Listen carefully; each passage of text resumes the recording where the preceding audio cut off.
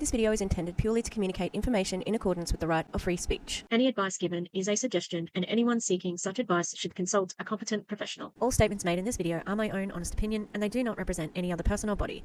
As such, sharing matters covered in this video is in public interest.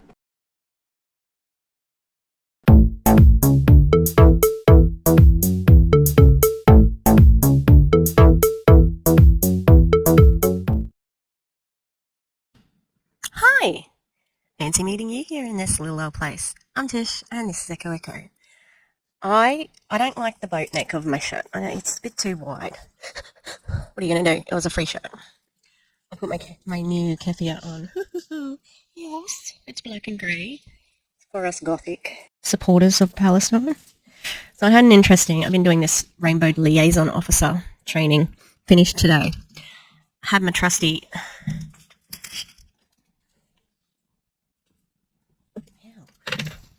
Rainbow Spiffy. Where is he? So he's my LGBTQI plus Spiffy. I've got many Spiffies. Okay. Also had my watermelon badge on. Anyway, I've been in this breakout group with this bunch of two men, and one of them said, "What does your pin mean?" And I said, "Spiffy. I collect them. I've got dash hounds, and the watermelons for Palestine, like to support Palestine." And he said, "Do you know what it means? And do you fully support it?" And I was like, yeah. And he went, "Okay, we can't work together." And then he left the breakout room. And I was like, oh, damn, what? And I was talking to the other fellow, and I'm like, it's because they're not allowed to fly the flag? Like, they were banned from flying flags, so they have the watermelon instead. And he said, oh, it's more than that. I'm like, okay, well, I just misunderstood. All right. And then I left, and I went, and I actually told a lie and said that I misunderstood. But just to get him to talk about it, because I was like, whoa, can we, talk about this? Because, and I thought it was also, upon reflection, quite arrogant. Because how are you not going to just have a conversation about it?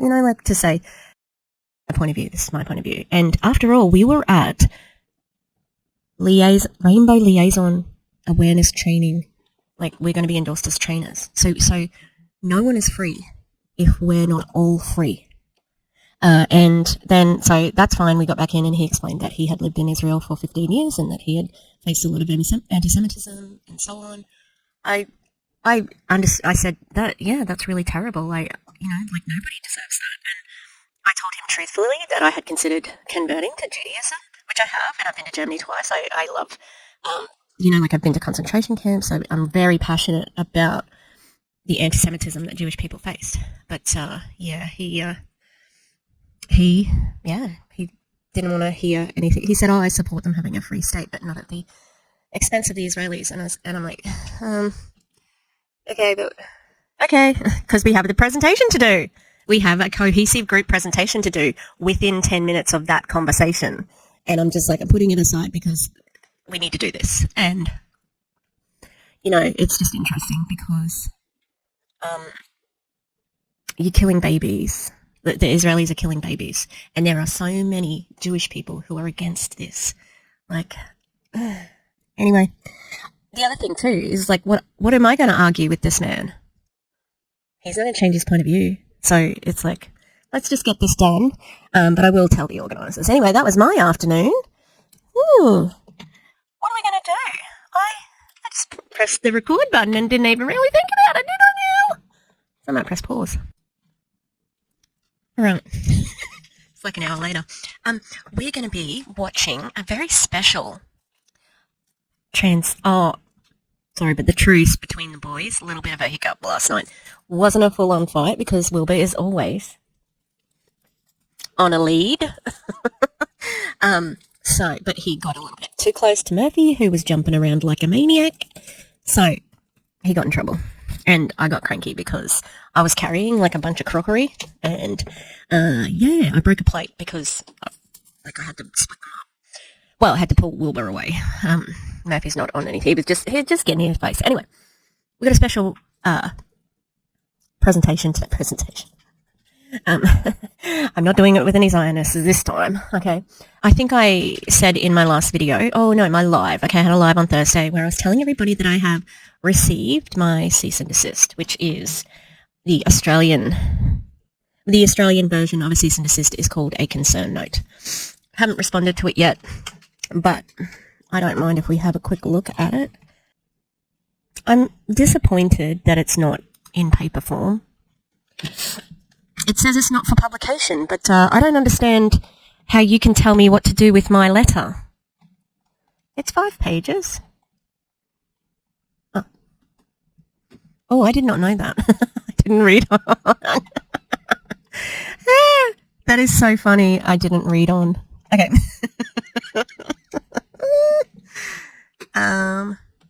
He's a legal assistant. That's interesting. I wonder.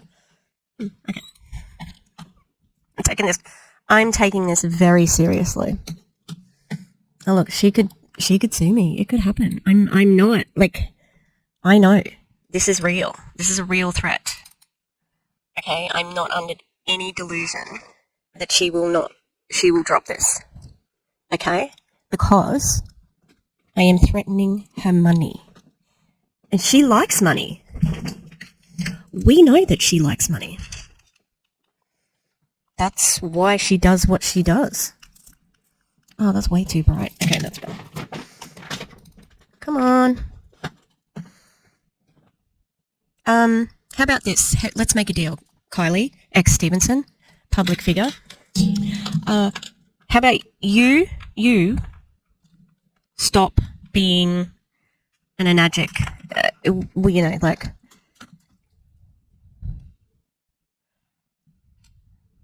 scamming with using Enagic as your vehicle, and you can keep all the money, and if you want to give it back to the people who are in your downline, that'd be great.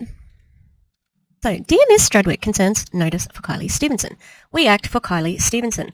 Well, do you know what? I don't talk about Kylie Stevenson. I call her Kylie X Stevenson because that's what she goes by, all right? Concerns notice. Take notice that this concerns notice issued under and is for the purposes of Part 3 of the Defamation Act and its various counterparts in all states and territories, offending publication. Since November 2023 or thereabouts, you have caused defamatory representations, posts to be communicated by way of publication on social media platforms, TikTok, Instagram, and specifically the YouTube account Echo4590, hereafter referred to as the offending account. We are instructed that you are and at all material times have been in sole control of the offending account. The offending account is and at all material times has been open to public view. Yes, except it is private at the moment. Anyways, it was private. I've got a post on there. Well, TikTok's private. When did I go private on TikTok? Since the 30th of April. Okay. Any post published on it are viewable by both public and by its more than 1,200 followers. Yeah. I don't know if they know much about influencers, but somebody with an account with 1,200 followers that's my biggest following. That's not even a macro influencer. I've got 371 followers on my TikTok, and I've got 445 followers on my Instagram. So 2,000 followers. The posts remain open for public viewing and comment online for the duration of its natural life on the social media platform. And we understand it has been disseminated further, both on those platforms and in the local community. I think, I'm gonna tell you what I'm gonna do. I don't really understand what it means by the local community. Like, not my local community, not her local community. Like I said, my analytics are shit for Rural Freedom Movement videos. The posts have communicated misinformation about our client, contains information about our client which is unfounded and misleading in substance. Take notice that our client considers the post to be and to remain patently defamatory. Annexure A highlights 2 of the most recent posts published on the offending account on and around 26 and 27th of April 2024. That's this one. Enagic may be hitting saturation point in Australia. The checks are going to dry up. Legal threats from Enagic leader. Take down your video. My response. Yeah, okay. What? So they're the only 2 videos that I have at the moment on Enagic. Those aren't defamatory. It says maybe, and I'm allowed to tell my story about it. Anyway. Our client believes the posts communicate or may communicate those two posts, the following defamatory imputations.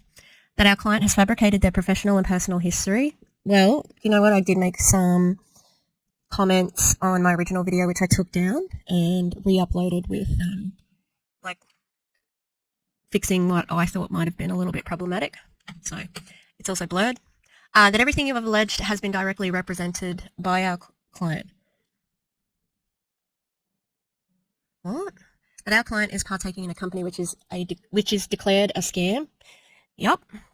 That our client is otherwise a perpetrator of a scam. Yes, she's an MLM distributor with Enagic.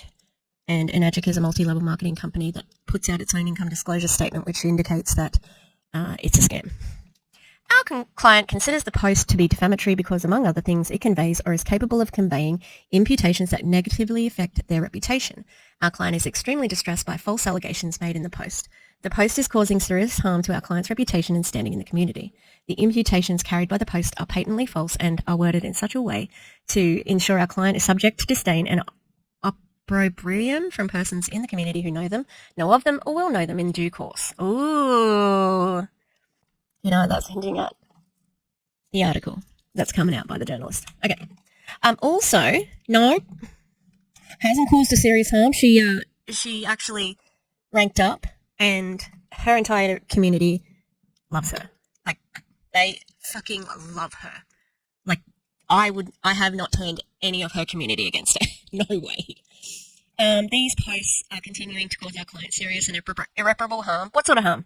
Not financial, because she ranked up. She's on a new, pay bracket. She's just about to come into legacy income, which she tells us about all the time. She's going to be receiving $5,000 a month. Passive income. She hasn't been, harmed when that's happening. Our client, therefore, invites you to make amends. So, we are instructed to request you offer to make amends by way of the following. To delete all other posts or communications made by you which are reasonably capable of giving rise to the imputations flagged within this notice or similar imputations within 14 days of the date of this notice. To make no further publications pertaining to Kylie Stevenson which are reasonably capable of giving rise to the imputations flagged within this notice or similar imputations be made by you on the offending accounts or any other medium. And to return to Kylie Stevenson a signed copy of Annexure B, which comprises a written undertaking as to future publications within 14 days of this notice. In circumstances where you do not indicate a willingness to comply with the above requests within 28 days of the date of this notice, we are instructed to commence proceedings in the Supreme Court of New South Wales without further notice. In any such proceedings, damages will be claimed and this correspondence will be relied upon in the questions of aggravated damages, injunctions, and costs.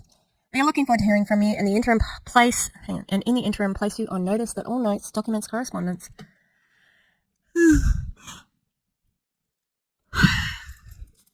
and other material relating to the post and the offending account must be retained, including any response by any person who read these publications or engaged with you, as these records are critically relevant to the issues in dispute in this matter and to any proceedings that follow. We await your urgent response from that dude. Okay. This is what I have to say. I'm sorry, we're not going to court yet, love. I, Natisha Strudwick, undertake to Kylie Stevenson the following. I will not publish or cause to be published or permit to be published any further publications pertaining to Kylie Stevenson, which are or could be reasonable capable of giving rise to the imputations described within the concerns notice issued by Kylie Stevenson to me. Oh, God, this is worded terribly. Care of my legal guardian, and dated 30th of April 2024. The concerns notice, a copy of which is annexed hereto as Annexure A or similar imputations on the offending account or by any other platform or medium. I understand the intention and effect of this document, and I provide this undertaking freely and voluntarily. How fucking dare they say that? Freely and voluntarily, while threatening me the entire time. Wow. I'm allowed to have an opinion on whether I think she's a good person or not. I don't think she's a good person. Let's just say that. So,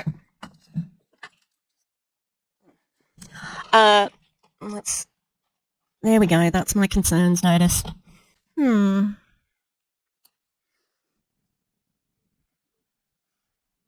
Well,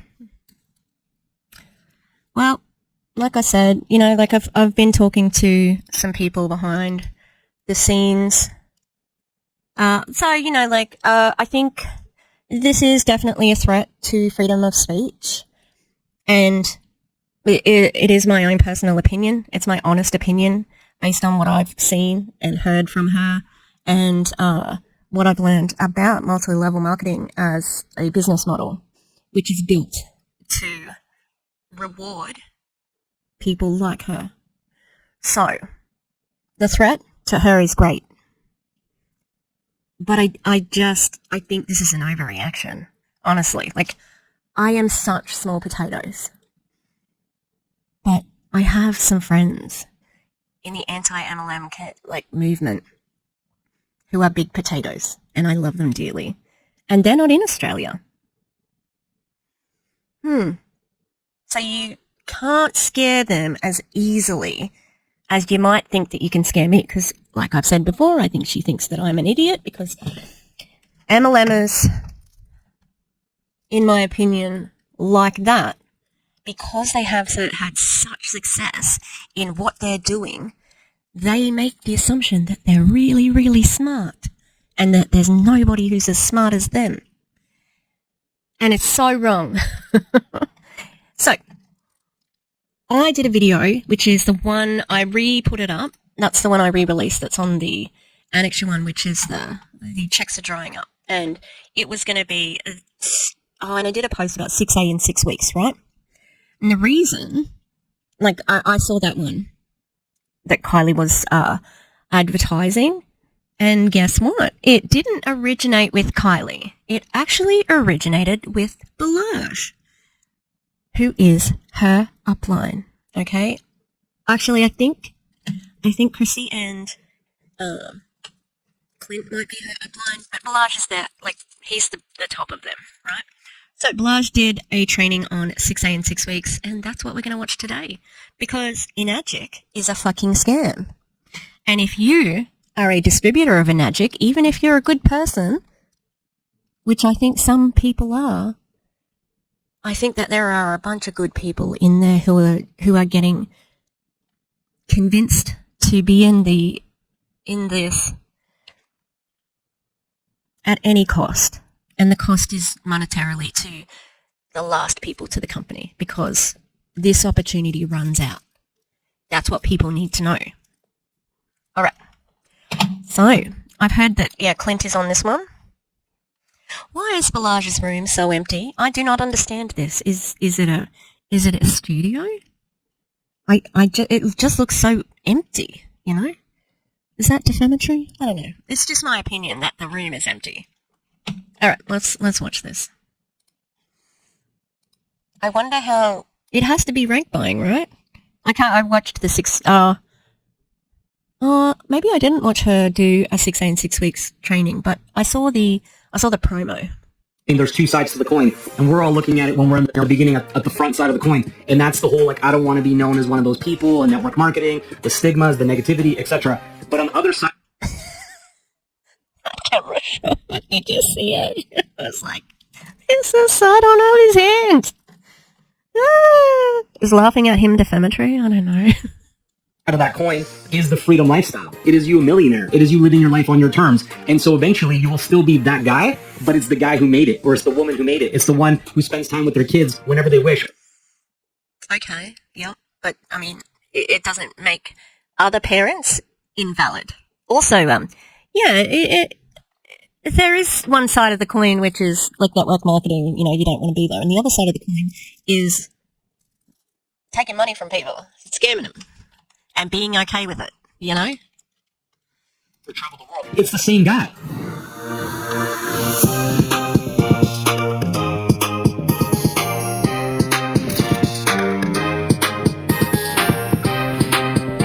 What's up, everybody? This guy's hilarious.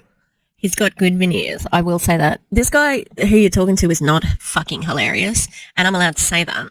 I don't find him funny at all.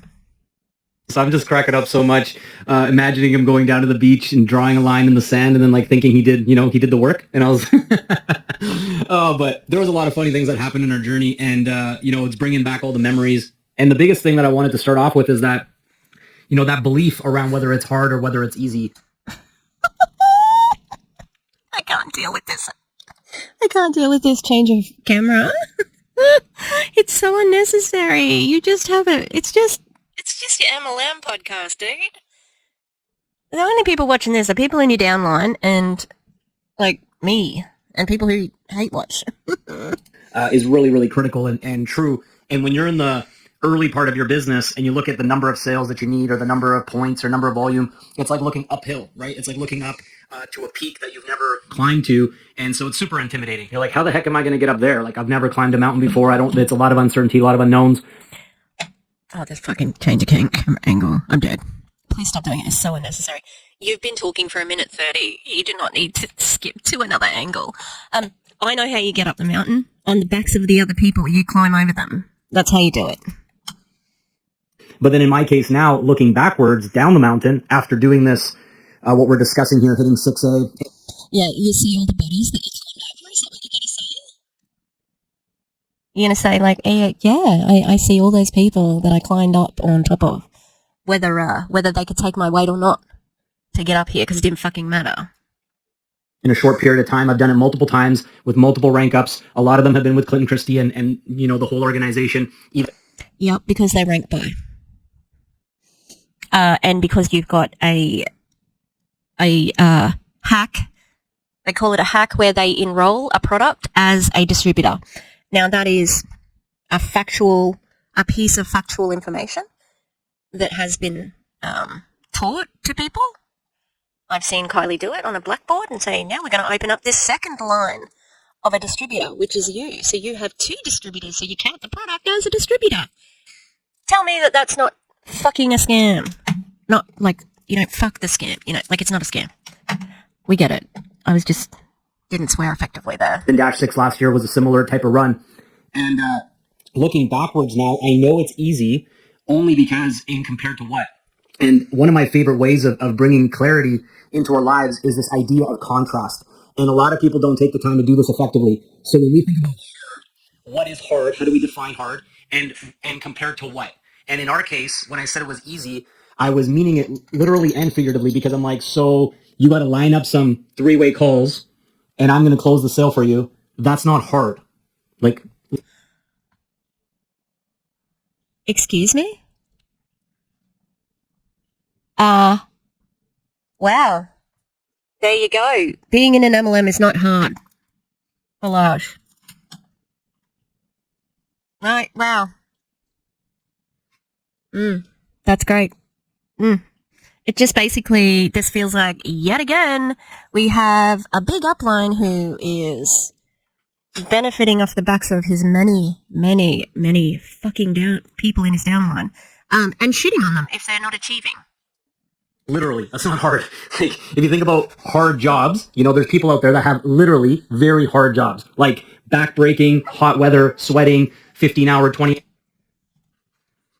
I hope people from the rural freedom movement are listening to this, because there's people who literally do that who work in agriculture. Hey, stop, please. Like, this is so. It's a different sort of hard, and they don't mean it's like physically it's easy. Yes, right, but selling the opportunity is difficult. Like, are you kidding? That's not what they mean. Nowadays, like, really hard shit. Connecting a button on your cell phone that pings me and I answer, that shit's not hard. So I told him, I'm like, hey, oi, stop it. I just love professional business people. That shit's not hard. Great. I can swear. That's part of my brand as a YouTuber. like, this is easy. We just have to do it a lot of times.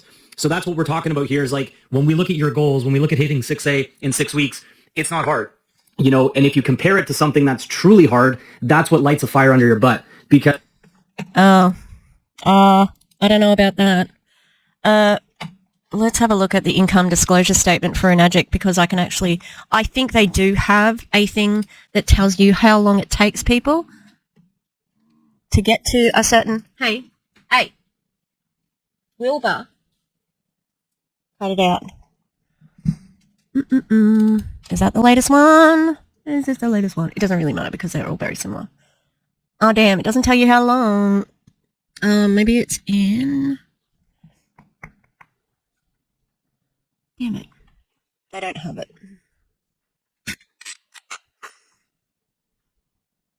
Okay. So, some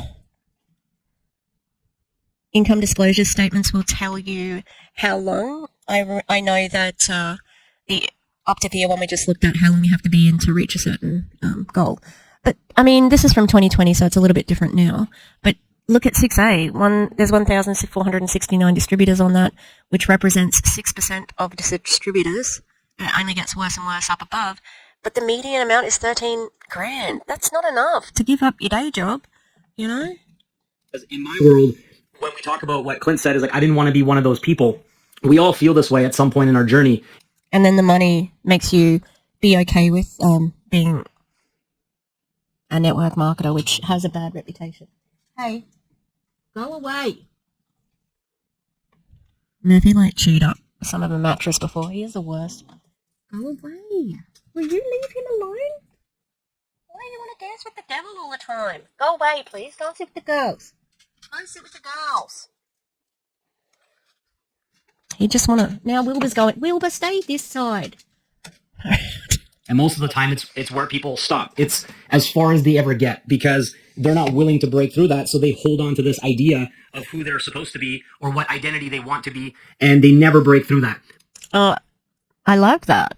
The way he just said, they actually remain a good person, and they don't embrace being a scammer. Yep, true. I agree. Fully agree. Good observation, Balazs. Remember when I remember to anyone else when I first heard his name, it sounded like a cartoon dog. It's not nearly as cute as that now. But, you know, when you look at the coin, there's two sides to the coin. And we're all looking at it when we're in the beginning at the front side of the coin. Why did you have this as your, coming up thing? You just introduced the show 3 minutes 40 ago. I think, yep, we heard it not very long ago. Man, I look pale as a ghost at the moment. I'm going to turn the lights down maybe. And that's the whole, I don't want to be known as one of those people in network marketing, the stigmas, the negativity, etc. But on the other side of that coin is the freedom lifestyle. It is you a millionaire. It is you living your life on your terms. And so eventually you will still be that guy, but it's the guy who made it, or it's the woman who made it. It's the one who spends time with their kids whenever they wish or travel the world. It's the same guy. This is just how we see it in the beginning. And then it is the same guy. Absolutely, it's the same guy or girl. And that person has a lack of morals, in my opinion.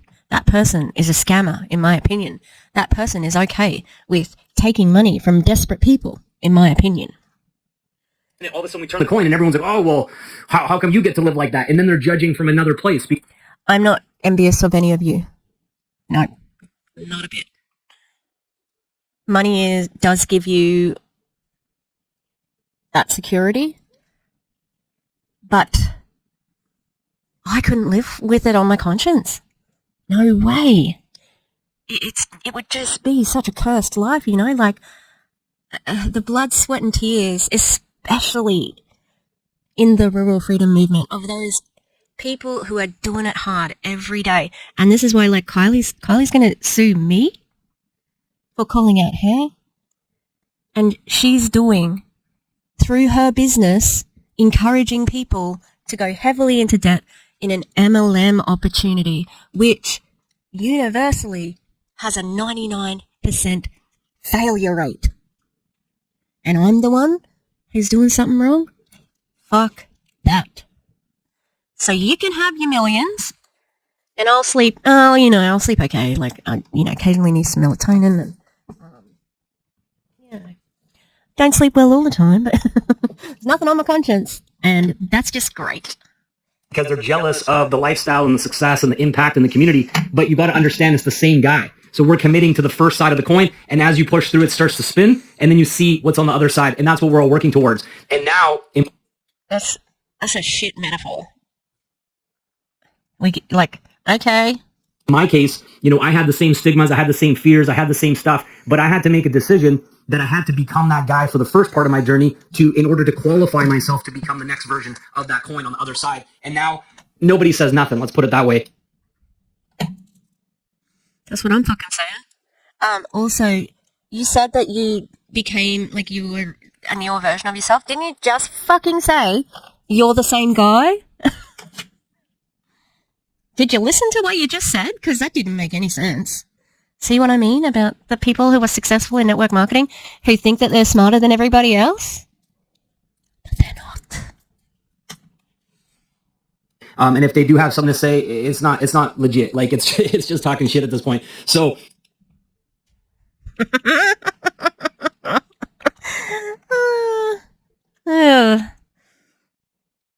So, if people are just talking shit, have you advised Kylie to sue me? Because I'm just talking shit, right? I'm sure she's run it by him. I'd like to know what you advised. You can leave a comment on my YouTube. I'm not allowed to get rid of it because I might get sued. that's something you all need to commit into. And with Clint, what we really discussed is he was like, dude, I haven't made a sale in 12 months or whatever it was. I'm not in a good place mentally and stuff. I'm like, dude, all you got to do is team me up. And so I told him an analogy of like volleyball, right? And volleyball, if you've ever played, it's bump, set, spike. That's pretty much the way you play the game. So in his case, I'm like, you don't have to bump, set, spike yourself. You just got to bump, set, and then I get on the call and I'll spike it down. So that was my analogy for him to understand that it's team effort. And we used what's called an edification triangle. And at the time, we didn't have fancy, DBS and online systems and a lot of really cool stuff that you guys have access to today. But we just had the grit and the determination to introduce this to people, to give them an invitation, and to actually share our vision and our goals with them as well. Like, we didn't keep it a secret. We told people, hey, we got this goal. We want to help you during this period of time. And as a result of that, Clint's going to be able to fly to Vegas. We actually met for the first time in person, which is crazy to think, but we were talking all the time online, on the phone, etc. We never met in person until he hit 6'8" in Las Vegas, and we gave each other a hug and then got an award on stage. It was the coolest shit ever, all within a couple hours. Yeah, that was such the fucking coolest shit ever. Oh my god. Fucking cool. You guys are the coolest dudes, right? Fucking cool.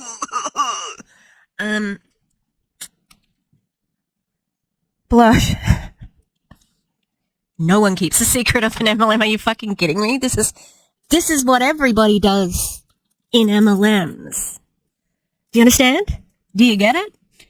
I know, because I watch these fucking things all the time. Everybody tells them, their prospects, this is our vision, this is our goal, this is what we're going to do with it, this is where we want to go. It's not mind-blowing, okay? You said before, right? This is easy work. Yeah, that's why you can do it.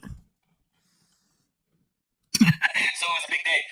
But the whole point is we told people this. Clint's like, yeah, I'm running for this promotion. This is what I got to do. We're going to go to Las Vegas. We're going to get celebrated. It's a really big deal to me. It's important to me. But also as a result of this, we're looking for people who are ready to get started, to make an extra income, to be healthier. And we kind of presented to them the big picture, and people either were in or they weren't. And we just went through a lot of emotions, right? So everybody who's on this call, go ahead and pop in how many products you need to hit your goal, how many products you have left. Please take a drink of water, fucking hell. That dry mouth is killing me. This was like a diamond. I didn't get this from anywhere special. I'm not in a special, I was in the Rural Freedom Movements group, but I'm not anymore, which is fine. I don't care. I'll still find stuff to react to. Yeah, it sounds like this is a special training, but I don't know how I got it. How many is it? I can't remember because I get mixed up with the quads. If you buy a quad, it's less, and there's different rules. So I can't answer this question at the moment. Watched enough of the fucking opportunity call. It's not a masterclass. That one, yeah, I'm prepared to say that's a fact. What you present is not a masterclass. It's an opportunity call. Okay. And let's talk a little bit about how to reverse engineer this, because when you run the numbers, and I say things like it's easy, what you need to understand is that you cannot be using the timeline of 6 weeks for your targets. that is setting yourself up for too many unpredictable things that will likely make you not hit your goal. Because in order to hit your goal, it's going to be at least double, if not triple, what you expect it to take. And so if you're only aiming at the target for between now and the end of the 6-week run, what is going to end up happening is unpredictable things come up and it derails your plans. And so it sets... I'm an unpredictable thing. Talking to a journalist, that's an unpredictable thing that might come up that might, hey, he's talking about me.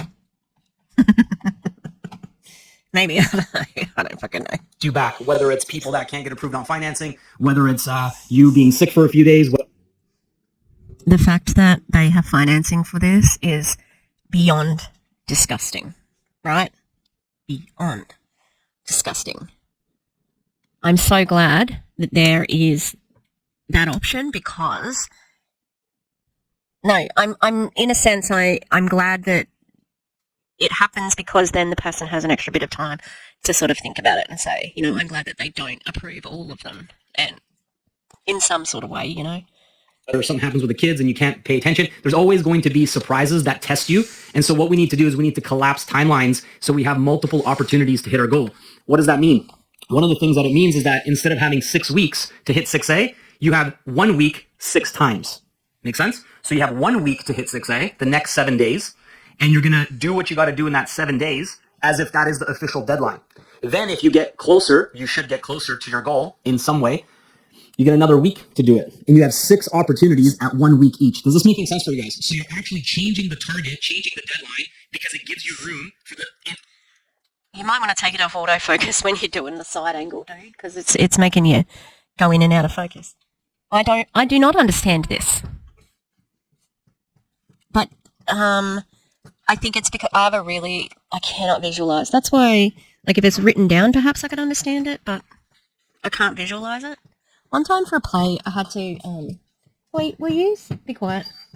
I had to make a water tower that, like, someone had to sit at the top of, and my dad told me 3 times verbally how to make it, and I did not understand whatsoever, and by the end I just had to pretend.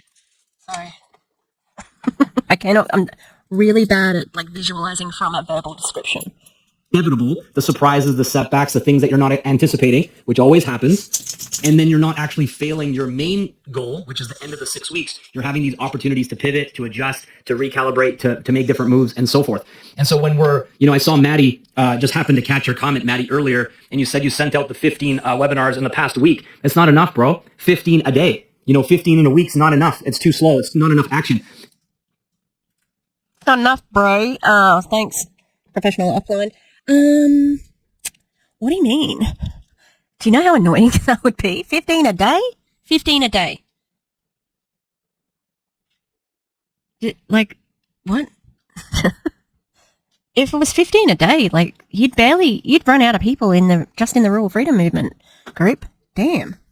That's a lot of people to try and get to watch the video, because that's just sending it out. Are you going to get them to watch it as well?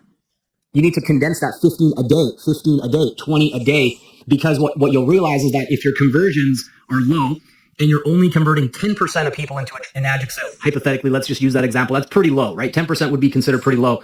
So however number of people you need or number of products you need to anticipate to invite or share the offer, the webinar, the 2-on-1 phone call, whatever tool you're using, 10 times what you anticipate is your outbound marketing. Without the promise of getting paid. You may not get paid for that. And this man wants you to treat it like that. Right. This is making sense. So that way, like, if all you did was convert 10%, you'd still hit your goal. But what a lot of people anticipate is, like, I'm going to call 10 friends and, 10 of them are going to say yes. This is like how our brains think. I very much doubt that. I very much doubt that they, maybe like somebody who's never been in sales, which I suppose is a fair view, but I'm sure that thinking does not last very long. Because, well, maybe they think that because they're convinced by an upline like this that they're going to get good sales.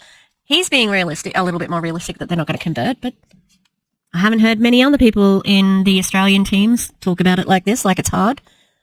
They talk about it like it's easy. So if you've got a problem with that, with people thinking that, blame your team leaders in Australia, okay? I just cannot imagine how annoying that must be for all the people they know or, vaguely know. But guess what happens? You run out of people. The numbers can only get crunched for so long before you've asked everybody. And everybody who wants in is in. And everybody else, you've alienated them because you fucking keep asking them, because you got people like Grant Cardone and Gina Eccles saying they're not ready yet, and people have problems with consent, what consent means. So, it's 8:40. All right, I'm going to go make dinner, check my sound, and come back to this very professional guy. I taped about nearly 2 hours of talking. My sound didn't work. I'm just maybe going to do a little bit of a backup now. But, I've already tested it and it's working. We're not on mute. What the fuck is happening with recording? I'm very annoyed. Like, I've never had more trouble with my recording. Okay, I've already watched this. I hate it. It's crap. This man sucks. It's evident why everyone who is in his team is the way they are. Well, the obnoxious ones. They're just like him. So let's keep going. Sorry if any of the snarky things don't sound like jokes anymore, because I am frustrated. Feedback where you're feeling good. Like if you send out 50 invitations as an example in a day and 40 of them ignore you, ghost you, don't reply to you, don't give a shit, 10 of them get back to you, you're stoked, right? You're like, holy shit, I got 10 people to talk to now. I got 10 calls that I can schedule in the next couple of days. But if you only send out... Also, it was the next day when I restarted, so this is annoying that I've had to film this twice today. Holy shit, you're really annoying people on social media. That would be really annoying. Right? Imagine being their friend. Enagic this, Enagic that, no. Enagic 25 grand, baby. Fucking, I hate it all. 10, and none of them get back to you, you feel like a piece of shit about yourself. You feel like you suck. Well, some of you are a piece of shit, in my opinion, and some of you do suck, in my opinion again. You feel like this business won't work. This is making sense for everybody. So by us having more... He says that endlessly. Is this making sense? Mm-hmm. It doesn't work for everybody. It's a fact. Well done. Volume outbound, even a little bit that gets back to us, we focus on the positives, we get excited about it, and that actually starts to create more success, because the next day you're more confident, you feel great, you're like, man, I could do this again, this was fun, instead of the opposite happening. Fun. Sending out 50 messages a day to 50 different people, finding 50 different people per day to message. Yeah, that's real fun. And your self-esteem takes a hit. You start doubting. You start, having these fears and things coming up. So these are things that I've done in my career, both personally when I hit 6A for the first time, and also with Clint and many other people. What are you doing? Just lay down, please. Murphy, lay down. He's almost as big as Wilbur. Murphy, lay down, please. What do you mean when you hit 6A for the first time? What? How can you hit 6A for the second time? So that's what the inference is there. You don't have rank down. Like, they don't lose ranks in Enagic. You keep your rank. So how are you ranking up a second time? Balazs uses the hack. He's got a distributor that's a product. That's real. It sounds real, legit, real. Not suspicious at all. Is we start off just reassessing the beliefs, getting out of our own way, and truly declaring that this is what we want to do. This is what we want to become. And if you aren't there yet, you have to make sure that you're an energetic match for this business and that you're truly ready. At the end of the world, this kind of justification is committed. When you're that all in, people start listening. When you're dabbling, you mention it every once in a while, you're kind of sort of like in and out. Nobody listens to you. It's just noise. Blah, blah, blah, blah, blah is all people care. But as soon as you commit, people stop and go, wait a second, that's unusual. I don't think so. Sorry, I skipped ahead because I was replaying a bit.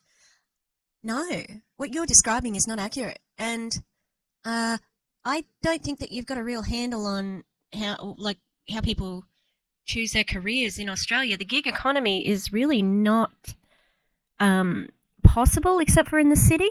in the cities, and you know, like we had a menu log order cancelled because we couldn't get a freaking driver, so we don't use it. You know, no, we don't use Uber Eats or anything like that. We can't.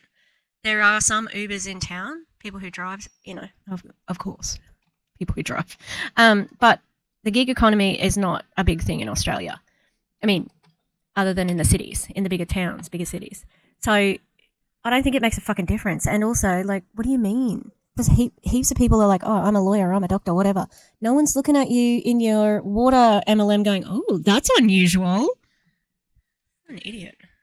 Nobody commits in 2024. Everybody's dabbling around. Not true. Absolutely not true. Distracted by this and that constantly. This person's locked in. I'm going to listen to what they have to say. And then you do a live stream or you do a web class or you do an invitation. They're going to listen because people are searching for people who know where they're going. I don't think you know human nature well enough to make that statement. Just saying. Yeah.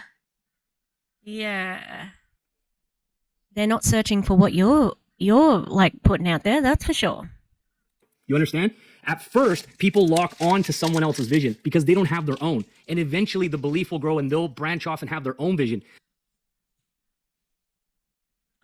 Like, where are you getting this information? Hey, what are you doing? Where is this information coming from that they don't have vision? How the fuck do you know? They don't have vision to be in Enagic? Yeah. I think that's actually pretty normal. They don't have vision to scam people. Yeah, that's another kind of normal take, you know? I think it's time to help these animals, you know? So your job right now is to have a vision that people can lock into. And when we're looking at sales numbers or products that we need or this kind of stuff, remember, it's families. These are real humans, just like you and I. Everybody on this call is not a product. I'm not looking at a bunch of K8s and Anespas on the screen. You understand? Yeah, we do understand. But is the Ukon on the screen? Is the Ukon, you know, your distributor? The Ukon, which is their turmeric product? Hey, shush. Yeah, so that's great. Make your little jokey joke about how there's no products on the call. But just remember that a bunch of you at the top do have a product enrolled as a distributor. So yeah, there's that. And I'm looking at your faces. You're humans, you're people, you have families, you have loved ones, you have bills to pay, you have dreams that you want to achieve. So when we're looking at products. Yep. And most of them can't do that with Enagic. That's not really what we're focusing on. What we're focusing on is humans, families, dreams, people. So you need to communicate that. Yeah, because it's about recruiting. That's where the money is. It's in the recruiting. Is this squished? A squish biscuit. In the next 6 weeks, I want to impact 15, 20 families, to have an amazing summer or a great 2024, solve these problems. And then how do they do that? Well, they invest in the business and the products. And so you still achieve your goal, but we're not talking products. We're not focusing on products. Is it making sense for you guys? So like, that's a really big shift. And people start to actually feel like you're there to help them. You're there to listen. You care. And that's what you need for people to make an investment with you, to buy. How? How do they know that you care about their family? It doesn't say to me that you care for the family if you're hitting them up for to join your MLM. No way. Products from you, it has to come first. And even Clint mentioned it before. He said, like, I checked in on him because I genuinely was like, yo, how are you, man? What's up? How are things going? And then when he said he quit, this isn't for him, I wished him well. He said that earlier, right? I'm like, I wish you well, man. I hope whatever you get up to is great. If you change your mind or you're ready or you want to do this thing, reach out to me and I'll be here. Yeah, because you know how to play the game. He didn't check up on Clint because he cares for him deeply. It's because you have to keep people on the go. Make them think you care about them.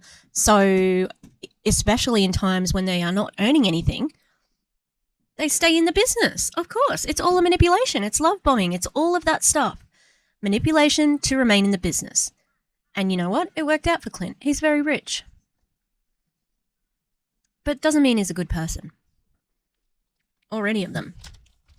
I just had a guy actually, funny that Clint mentioned that. I had a guy who hit 6A with me 8 years ago. Okay, his name's Nicholas Lascalzo. Clint actually knows Nicholas. You met him before, way back when.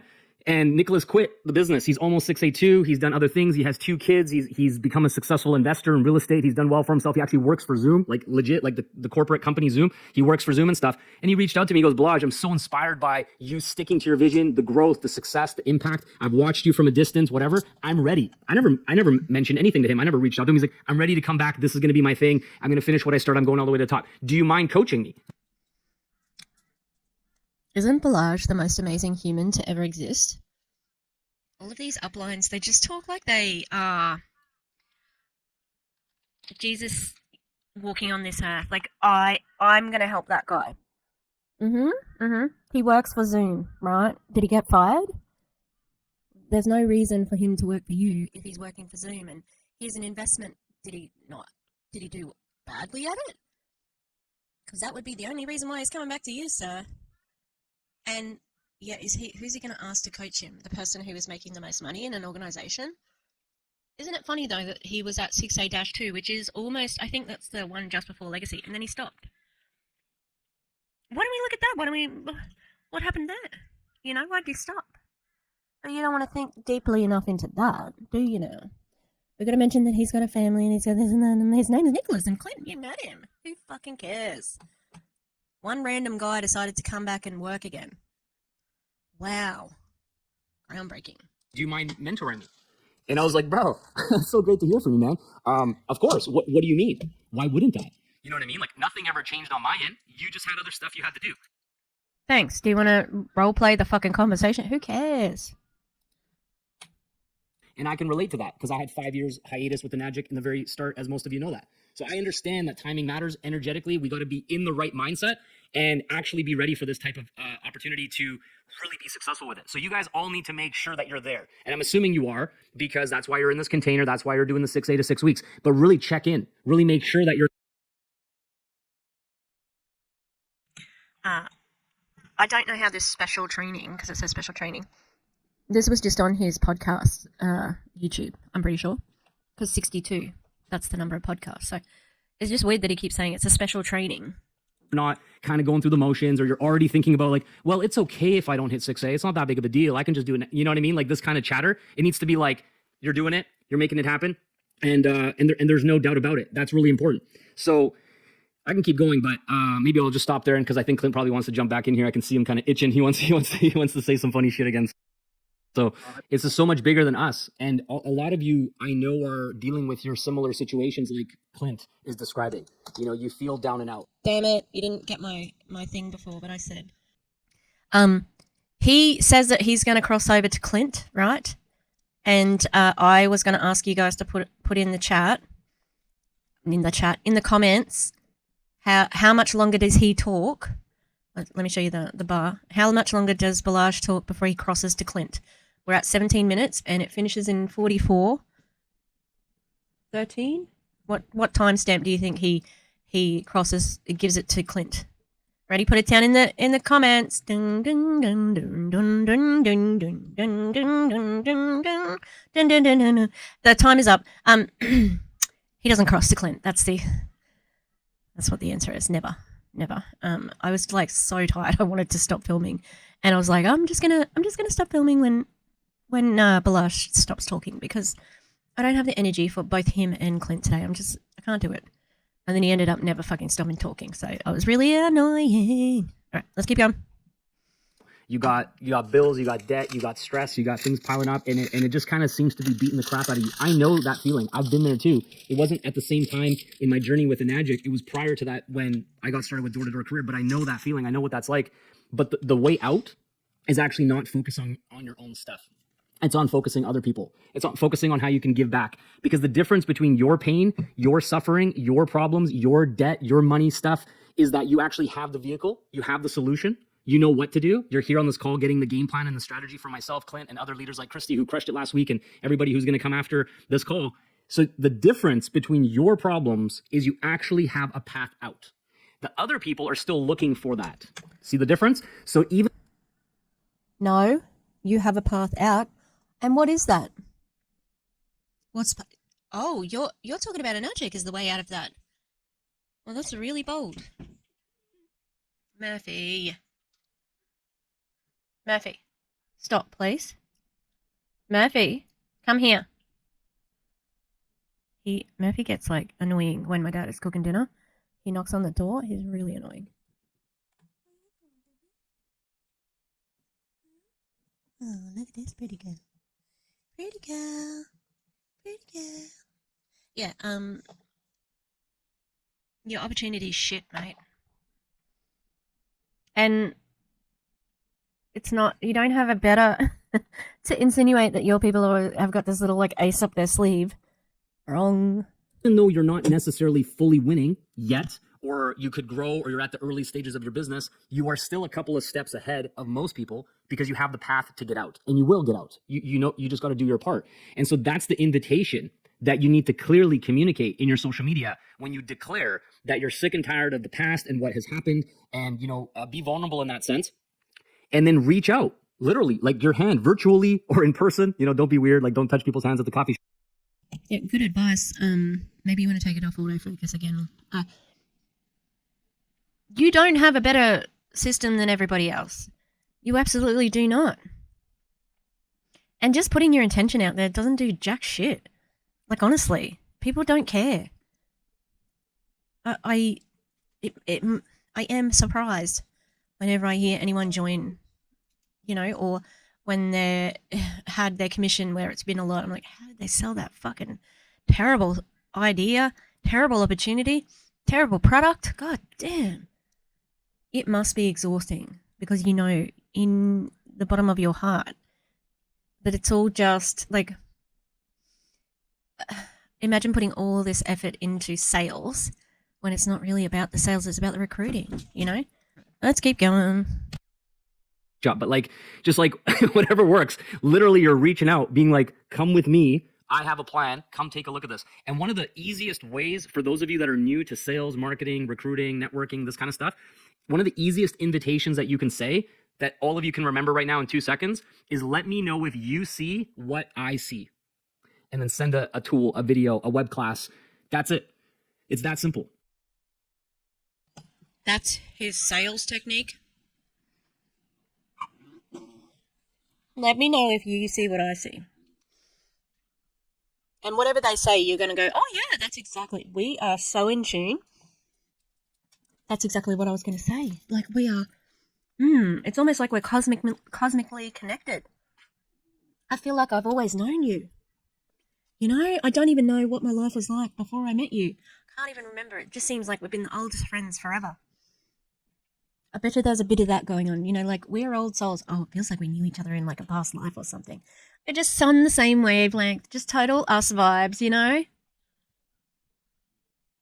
It's part of the love bombing. Do you keep your business options open?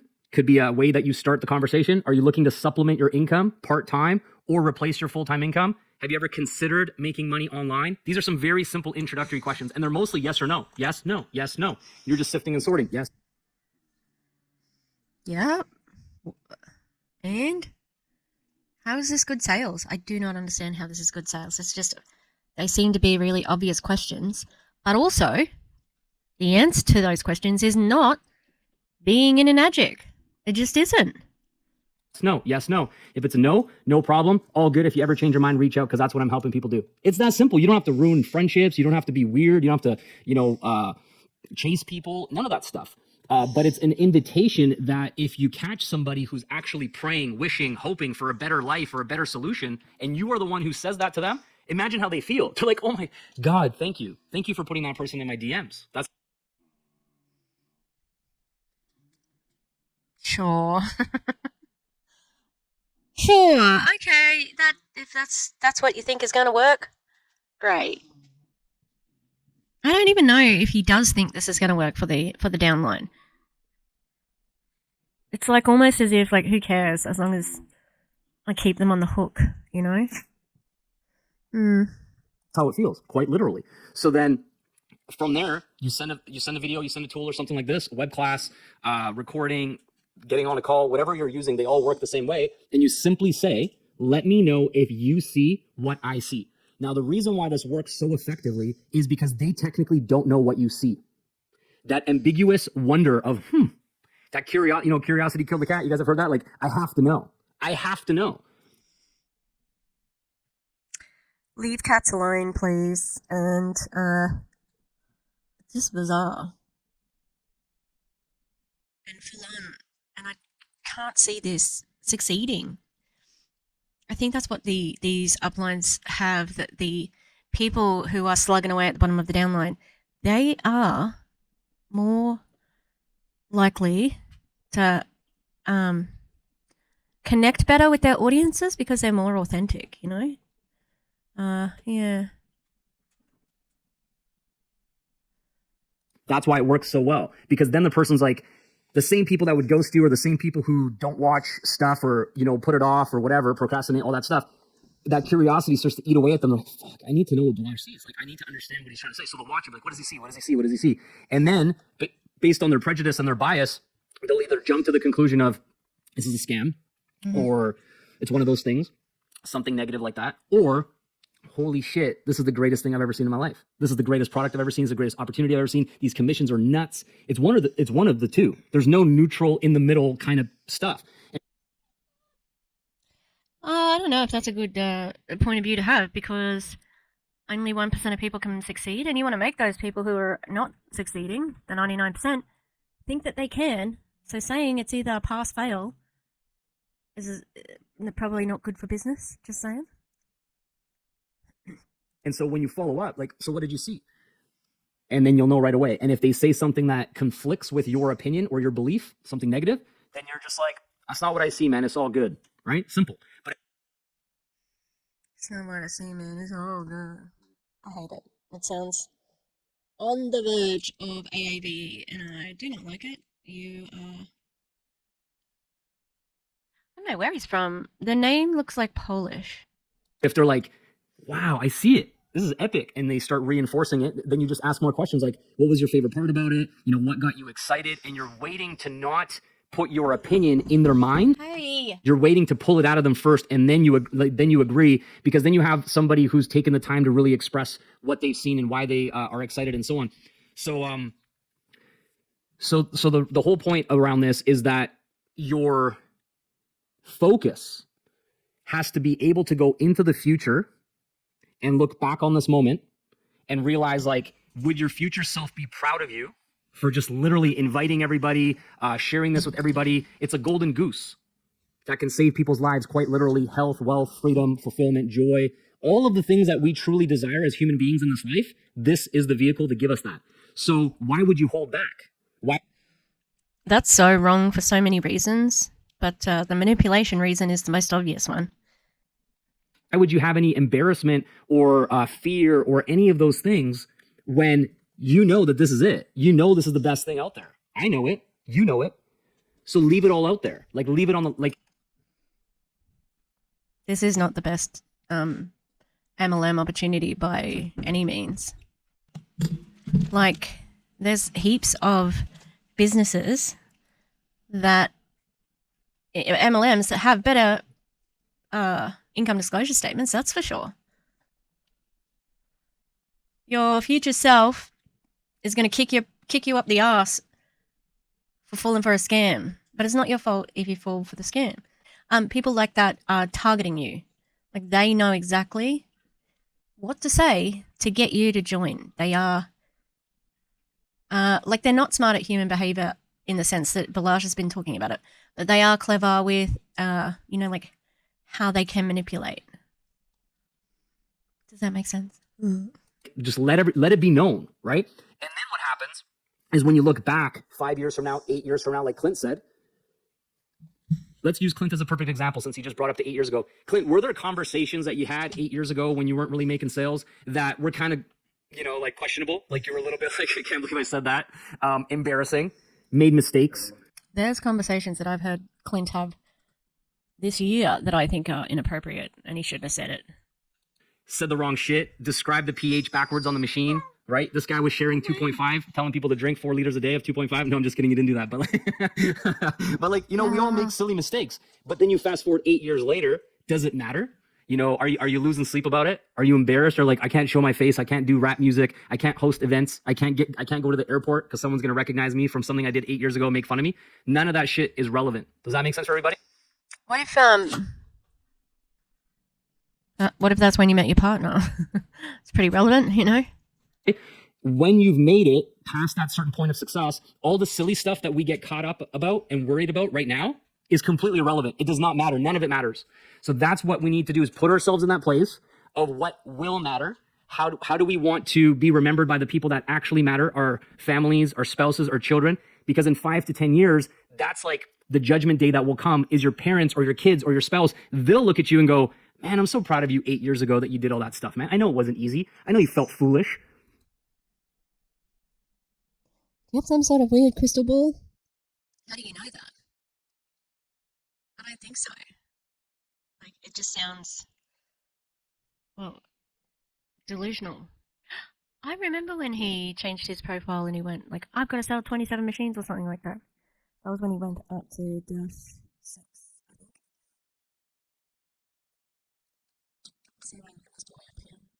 I know you got rejected and made fun of and told that your idea was stupid, but you did it anyways and you gave us this life. Thank you, Dad. Thank you, hubby. Thank you, son. Does that not matter more than... Oh, fuck all the way off. It's like, thank you. You're the hero of the story. What about everybody else who's lost money so that you can win? Terrible. the random foolish BS that we're all going to go through anyways? You understand where I'm going with this? This is happening right now in my life, day to day with my daughter. She's 3.5. She starts saying this stuff to me. Thank you, Daddy. Thank you for spending so much time with me. Thank you for taking me to the park all the time. And it just fucking makes me, teary-eyed. Is it because previously you weren't doing that? Because that does seem a little bit strange to be starting to say thank you. Yeah, maybe your daughter's saying that because you weren't spending a lot of time with her, so she's really appreciative of maybe. Maybe. Because I'm like, oh my gosh, like 10, 11 years ago, if I would have made different decisions, this conversation would not be like this. The conversation would be like, Daddy, why do you never play with me? Daddy, why are you never around? Daddy, why are you always working? She probably has been saying that in her lifetime, but how fucking dare you? Some people have to work, and it is what it is. Like, a loving parental unit is always going to make the child feel valued, seen, loved, no matter how much money they have, no matter how much time they spend together. Because you could spend all week with your daughter and do nothing interesting, I just think it's ridiculous. And it's that constant parent shaming, Same child, different perspective. That's what we're fighting for. That's what we're doing. And not only for you, but you're doing this for the people that you're reaching out to. You're giving them that. You're giving them a lifeline. And so this is how we hit 6A, is not the numbers, even though they matter. Take a drink of water. For God's sake, you have an Enagic water. It's your product. Yeah, the money is more important. You can admit that. We know that's what you think. It's not all the strategy stuff. It's like heart to heart, making a real impact and a real difference, and inviting way more people than we think we need to. Because if we have more people that we help, worst case scenario, is that bad? Like if you hit 6A2 in 6 weeks, are you going to be upset about it? I'm like, whoa, let's pump the brakes, guys. I'm helping too many people. I'm making too much money. Can't believe I'm 6A2 already. Let's just slow down, guys. Is that going to happen? Who knows? But it's going to happen maybe for a certain percentage. Let's have a look. But I'll press play and then we'll have a look in a second. No, you're going to be freaking pumped. So these are the things, like, I'll give you one last little quick story and I'll pass it back to Clint. But when I was building my business initially, right, this was even before Clint joined my team, I hit 5A in 9 months. Okay. So I got to 51, 52 sales or something like this in 9 months. Then I had my mentor come and do an event for me because I was scared about doing live events. I still don't like them to this day. I still don't put them on. It's just not my thing. I know they help people and I enjoy going to them. I just don't like organizing them, planning them, promoting them. None of that stuff. It's not my thing. So anyways, I was like, I know I need to do an event because I want it to be legit and like official. And I wanted to take pictures and like remember that like this was my first event. So one funny thing about this. So we're doing this event. It was about 120 people in Burnaby. The top guy, Eli. How many people are 6A?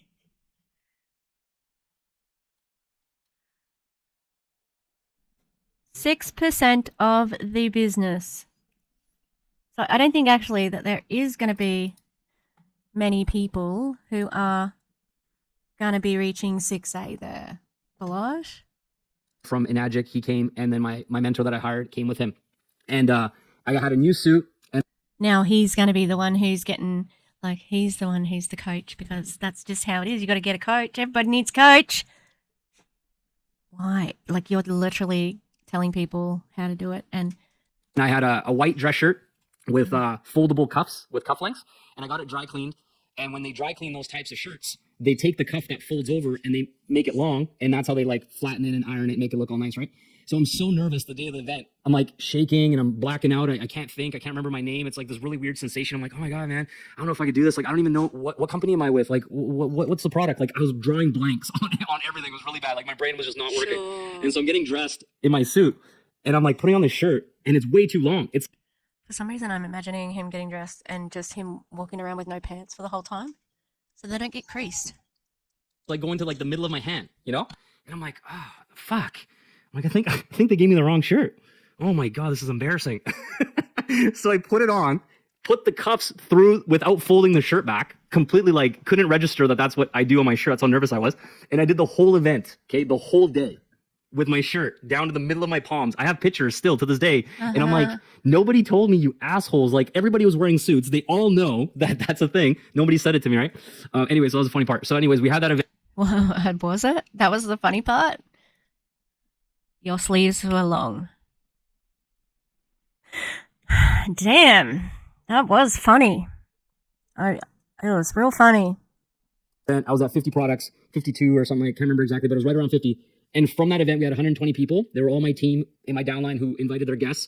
And I invited some of my prospects as well. And we got to 80 product sales from one event. I was so excited. I was like, oh, Checking on your lies there? shit. It took me 9 months to get to 50 and 1 more month to get to 80. Like, yo, we're starting to grow, right? I was really, really excited. And that chart that I show you guys sometimes with my exponential growth curve, you'll see that at the end of my first year, or end of 2013, I finished with 80 product sales. So going into January. Who cares?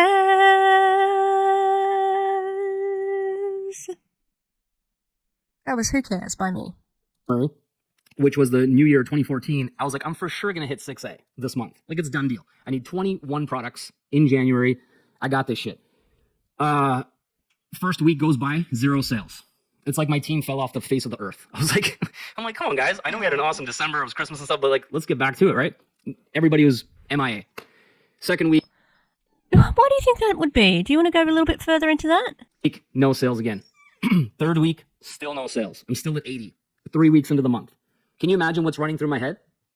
How would you guys feel in the same sort of shoes? Some of you feel that way right now. Some of you feel that way since you started this 6-week run. Feeling like you should have had sales by now. You should be closer to 6A by now. This isn't going to work. He's just, I don't know how he's going to do it. How's this story going to end? Damn, I'm just really drawn to the story. You know, whatever, these kind of thoughts. We all have that happen. It's part of the test. It's literally part of the initiation to have those thoughts, because if it was super easy, everybody would be 6A. You know what I'm saying? Everybody would already be there if it was that. You said it was easy at the beginning of this. You fucking said it was easy. And then you compared it to like a hard job. So is it difficult or is it easy? Do you want to make up your mind so that we know what you're talking about? Not my, like, it's just the structure of the story is weird.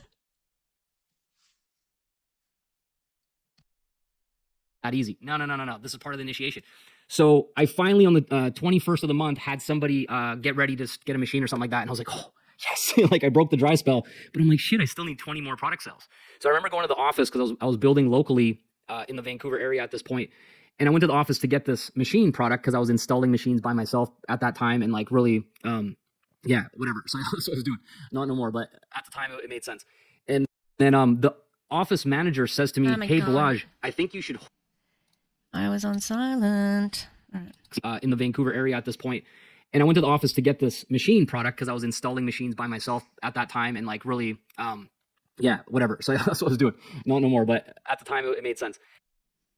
Obviously. Not no more. No, you're not still working your installing machines job, which sounds really prestigious.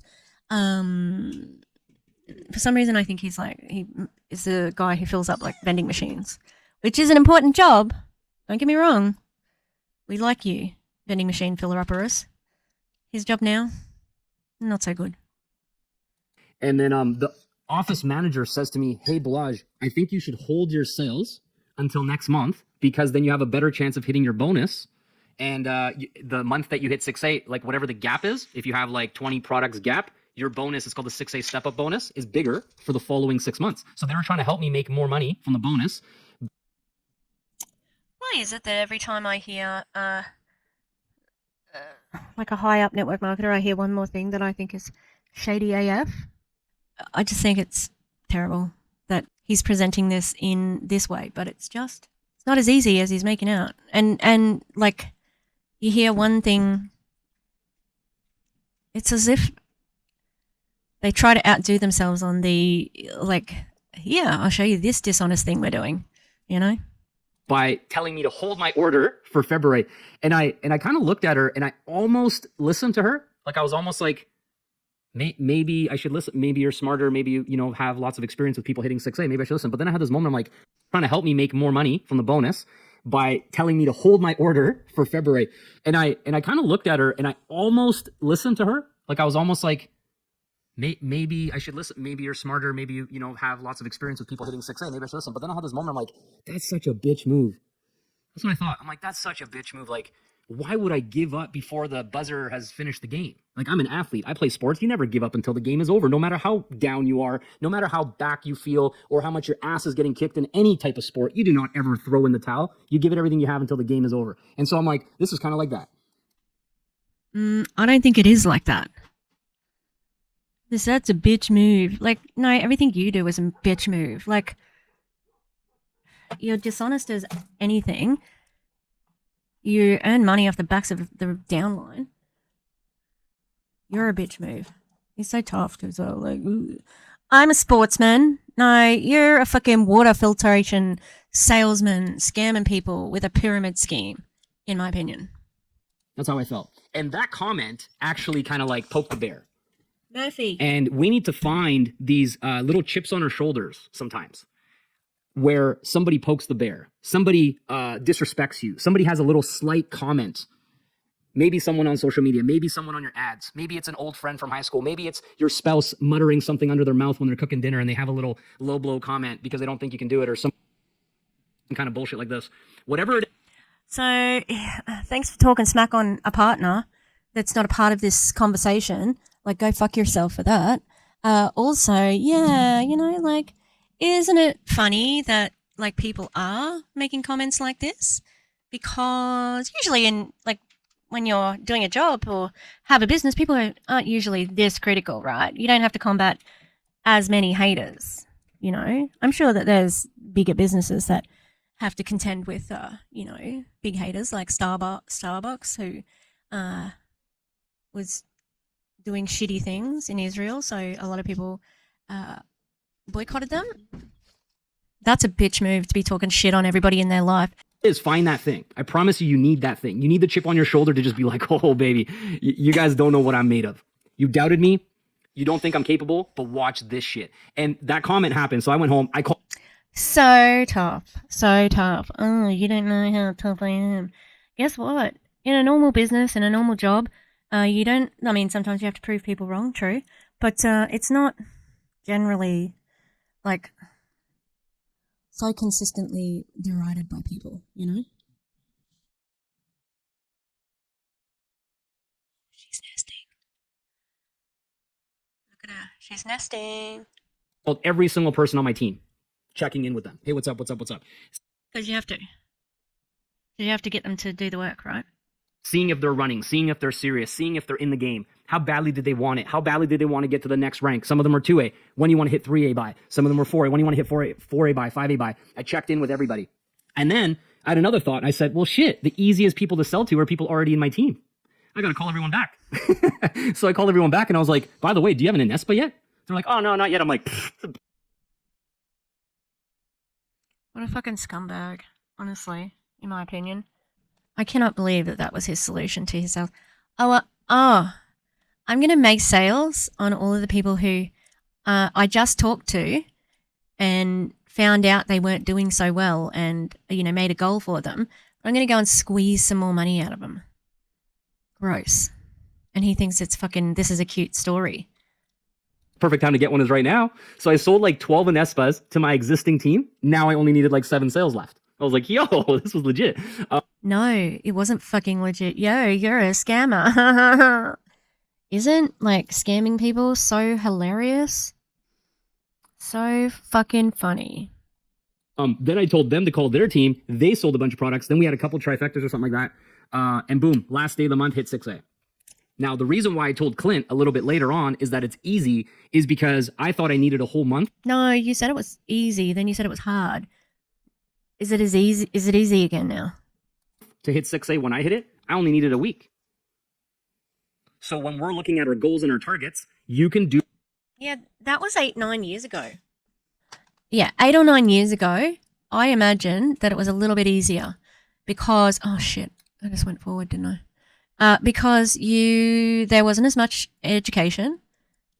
People were, not thinking about what harm an MLM does. It was all, it didn't have the stigma that it has today, which you've already talked about it today, saying, oh, are you in one of those things? Yeah, that's the stigma. So, 8 or 9 years ago, that it was a different playing field. And also, it's more saturated now. So that's why even your team may have started in Canada, but now it's in Australia. Why? Because the opportunity is not saturated yet. But it's coming. And boom, last day of the month hit 6A. Now, the reason why I told Clint a little bit later on is that it's easy is because I thought I needed a whole month to hit 6A when I hit it. I only needed a week. So when we're... He's fucking amazing. As if wow. It's probably next to impossible to do at the moment. Maybe possible. A couple of people might be able to do it, but that does not mean that everyone will, Looking at our goals and our targets, you can do what you think you need 6 weeks for in a week. Do you get this? And then if you only get halfway, worst case scenario, then you just do the other half next week and you still hit it in 2 weeks instead of 6 weeks. This is the mentality, because when there's a deadline and it's closer as opposed to further away, you think differently. You approach the situation differently. You plan your day differently. Your hustle is different. Your motivation is different. Everything's different. How many of you guys had a school project one day, long time ago, whenever that was, and you had 6 months until the project was due? Yeah, I don't know if you do know much about school and college, university. 6 months is a little long of a timeline, right? But yeah. Oh, and then you waited until the night before until you had to do it and you got it all done and it's amazing. Oh, we get what you mean by waiting until the last minute. And we understand the pressure you're trying to put onto people. When did you start the project? Like the day before it was due? Right? We all did that shit. I did it. Did you do it? We all did that shit on this professional business team. Are you sure everybody does it? Because they don't. Just people who are ill-prepared, maybe? Bit forgetful? But, yeah, of course it's going to be full of people who did things the night before and still passed not learning anything on the way, So why did we need 6 months for the project? It could have been due in 2 days when the teacher announced it. But because we had all this time, we lollygagged, we procrastinated, we got distracted. Heck, most of us forgot there was even a project in the first place. And our parents reminded us hey, you got a project due next week. You're oh shit. I don't think that's how that works for most people. So, interesting. And then you made it happen. This is the same thing. 6A in 6 weeks. Some of you haven't even turned the jets on because you're oh, I got 4 or 5 more weeks. No. 6A is due a week from today. The teacher changed the due date. You guys getting this? You need to find out what you're made of. Kylie Stevenson. How many of you guys have heard of Kylie Stevenson before? Anybody ring a bell? The name? Kylie Stevenson, last year we had a call. And We talked about hitting 100K months so she could hit her goal. And I said to Kylie, I said, what if you just booked back-to-back calls in one single day and you had 100K month from one day of action? She's like, watch this. She went live in a Facebook group, booked, I think it was 15 calls back-to-back in a single day, and she had her first $100,000 month. Did you hear that? Kylie X Stevenson, succeeded in making $100,000 in a month with back-to-back calls. Would you call that successful? I certainly would. And if somebody were to say, for example, she's a scammer, would it look like she is because she has making $100,000? It wouldn't look that way. So you probably wouldn't believe anyone who said that, you know? Or you might believe it, but like it's not going to sway your opinion of her because money's great, right? Greed is good. Yeah, it seems to me that she's been quite successful, despite the fact that I have been talking about her. So, has she been harmed by my words? No fucking way. She's still making a lot of money. She's going on trips. She's getting 100K months. So yeah, I'm you know, that's just one. I didn't know this was coming up on this video, so that's just one to put up my sleeve for her claims that she has been harmed by me defaming her, because it's absolutely not true that I have defamed her. Interesting. Thanks, Balazs. Thank you for blowing it out of the water. Didn't know it was coming. I was very excited to hear that. And she sold I think it was 12 trifectas and 3 quads or something insane. I think it was, no, I think 1 or 2 people didn't buy and then the rest were trifectas and quads. Wow. In one day. Most of you would do that. Yeah, in one day. Very successful one day. Tell me again how I'm a threat to her. In one day, you'd hit 6A. So now are you thinking that this is much more attainable, much more possible, much more realistic, when whatever your mind has been telling you that you have 6 weeks to do it in a day. See if you can. See if you can. Because 24 hours of that type of level of focus and commitment is worth more than scattered commitment over the course of a month. I promise you that. Still a lot of unpaid work happening there, that's for sure. Well, not for Kylie. Kylie got paid. Because you're in the mojo, back even in my case, on Mondays, I do back-to-back calls all day, because by the second or third call, I'm in the flow. I'm like, yo, let's just bring it. I'll just stay right here. I'll keep my Zoom on. You send people, and everybody will buy something. Why? Yo! I'm in the flow. God. Just sit right here all day long, and then I don't have to go on Zoom for a month if I don't want to. It's done. So I'm so good at scamming people that I just, it's sit on Zoom.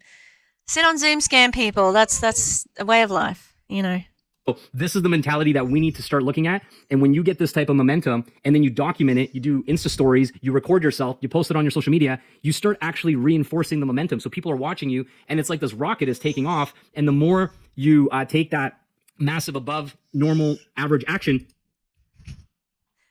What was that? Natural above normal action? That was a terrible phrase. Let's hear it again. Momentum. So people are watching you, and it's like this rocket is taking off. And the more you take that massive above normal average action. Above normal average action. He's the upline. He's in charge of everybody. Good luck, everybody. People just go I want to get on the phone with you. Can I get on the phone with you? You're like, yeah, book it in. Please have a drink of water, Mr. Cottonmouth. It is painful. And, I know it's pot calling the kettle black because I need a pop filter, but it's coming. It's in the mail. It's been posted. I got the message from Amazon, okay? Yeah, book it in. And it just keeps it rolling. And this is what we've done so many times with Clint. I remember he said, Balazs, I know we got a time zone difference. It's 15, 16 hours time zone difference. I said, Clint, for the next 5 weeks or 6 weeks, I'm available 24/7, brother. You remember that, Clint? Yeah, so good. So good. He's such a martyr. Because like, you know, like he's just doing it out of the kindness of his heart, right? It's not like he's going to benefit from it.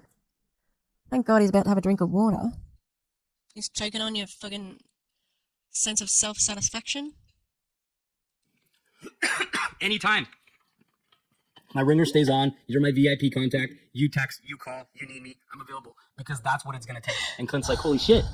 Well, if you're that committed. It's not like you never slept. He was always there. I was always there. And literally, I took naps in between. It didn't matter. Sleep came second. And this is the type of mentality you gotta have. And the thing that's the type of mentality you have to have. You no sleep, you're constantly on calls. Remember how Kylie tells the story of when she was doing Bowen therapy during the day, and then at night time she was working in an old people's home, and she said that she would only get like, I think maybe she'd get a couple of hours sleep in between Bowen therapy and going to her night job. Was that as a nurse? No, I'm not sure what it was, but she was working in disabilities, not disability, old age home, and then coming back to her business and sleeping for a couple of hours. So, she said that was really bad and she didn't like it. You know, she was exhausted. She didn't want to do that anymore. Kind of sounds like it's the same schedule as you're telling us about here. So, I know that was a bit of a side tangent, but I just thought it was relevant. All right, let's keep going. that I really want you guys to remember from this call, from this whole conversation, from the 6A to 6 weeks, is that this is a story that you're writing right now in real time. And this story, how you show up when you achieve what other people don't think is possible, like Clint didn't think it was possible to hit 6A in the time that we had. I didn't think it was possible to hit 6A. But you were just saying how everybody should have belief. Just believe. And he's getting sweaty. See you at hair plugs. Possibly. In 10 days when I hit 6A, guys, this happened 8 years ago. For me, it happened 10 years ago. We're still talking about this. Yeah, I imagine you are still talking about it because it was so successful for you. But as I said before, it's a different time. Story now. This story is an urban legend. It will live on forever. Every single person in Enagic will hear the story until my last breath on this earth, and then maybe even after that in the training videos and shit in the platform. It's going to live on forever. So what you're writing right now is that story. You're either going to have a triumphant, incredible, epic, legit, like, glory in this 6A to 6 weeks, or you're going to have a bag of excuses, and that story is going to suck, and we're just going to use it as an example of what not to do. Like, don't do that. That doesn't work. It's not very self-aware. He already is doing that. He's doing it. This. And so you get to choose. And I know it sounds a little bit intense or like aggressive or rough, but like I'm just telling you, like, if you think from this point of view that you have one opportunity to sprint for 6A and then it's done, and then your next sprint is to 6A2, your next sprint is to -3, right? We just had a legendary run when Clinton Christie and the whole squad, you know, ranked up last year to -5 and I hit -6. That's such a legendary story. We had a 90-day sprint times 3.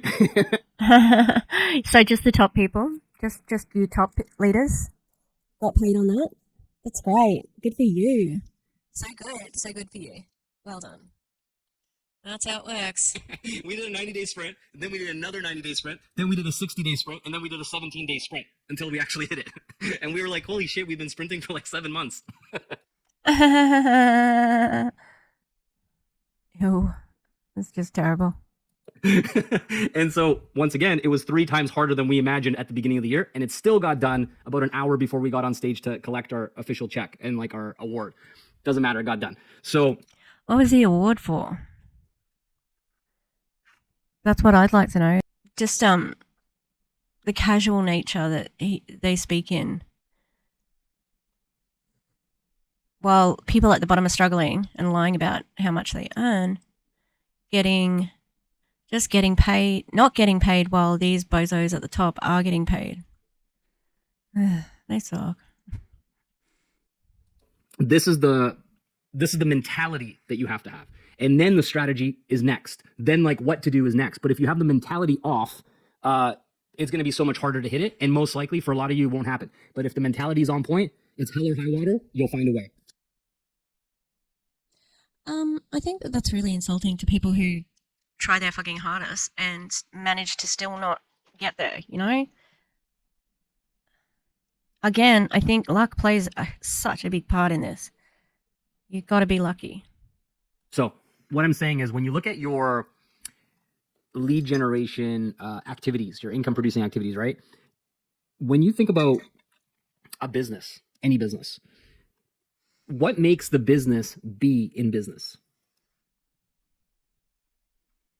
What? What makes the business be in business? Is the answer business? Like, why do they deliver these things? Like, they're saying the most profound thing. It's so foolish. Okay, I'll give you an example.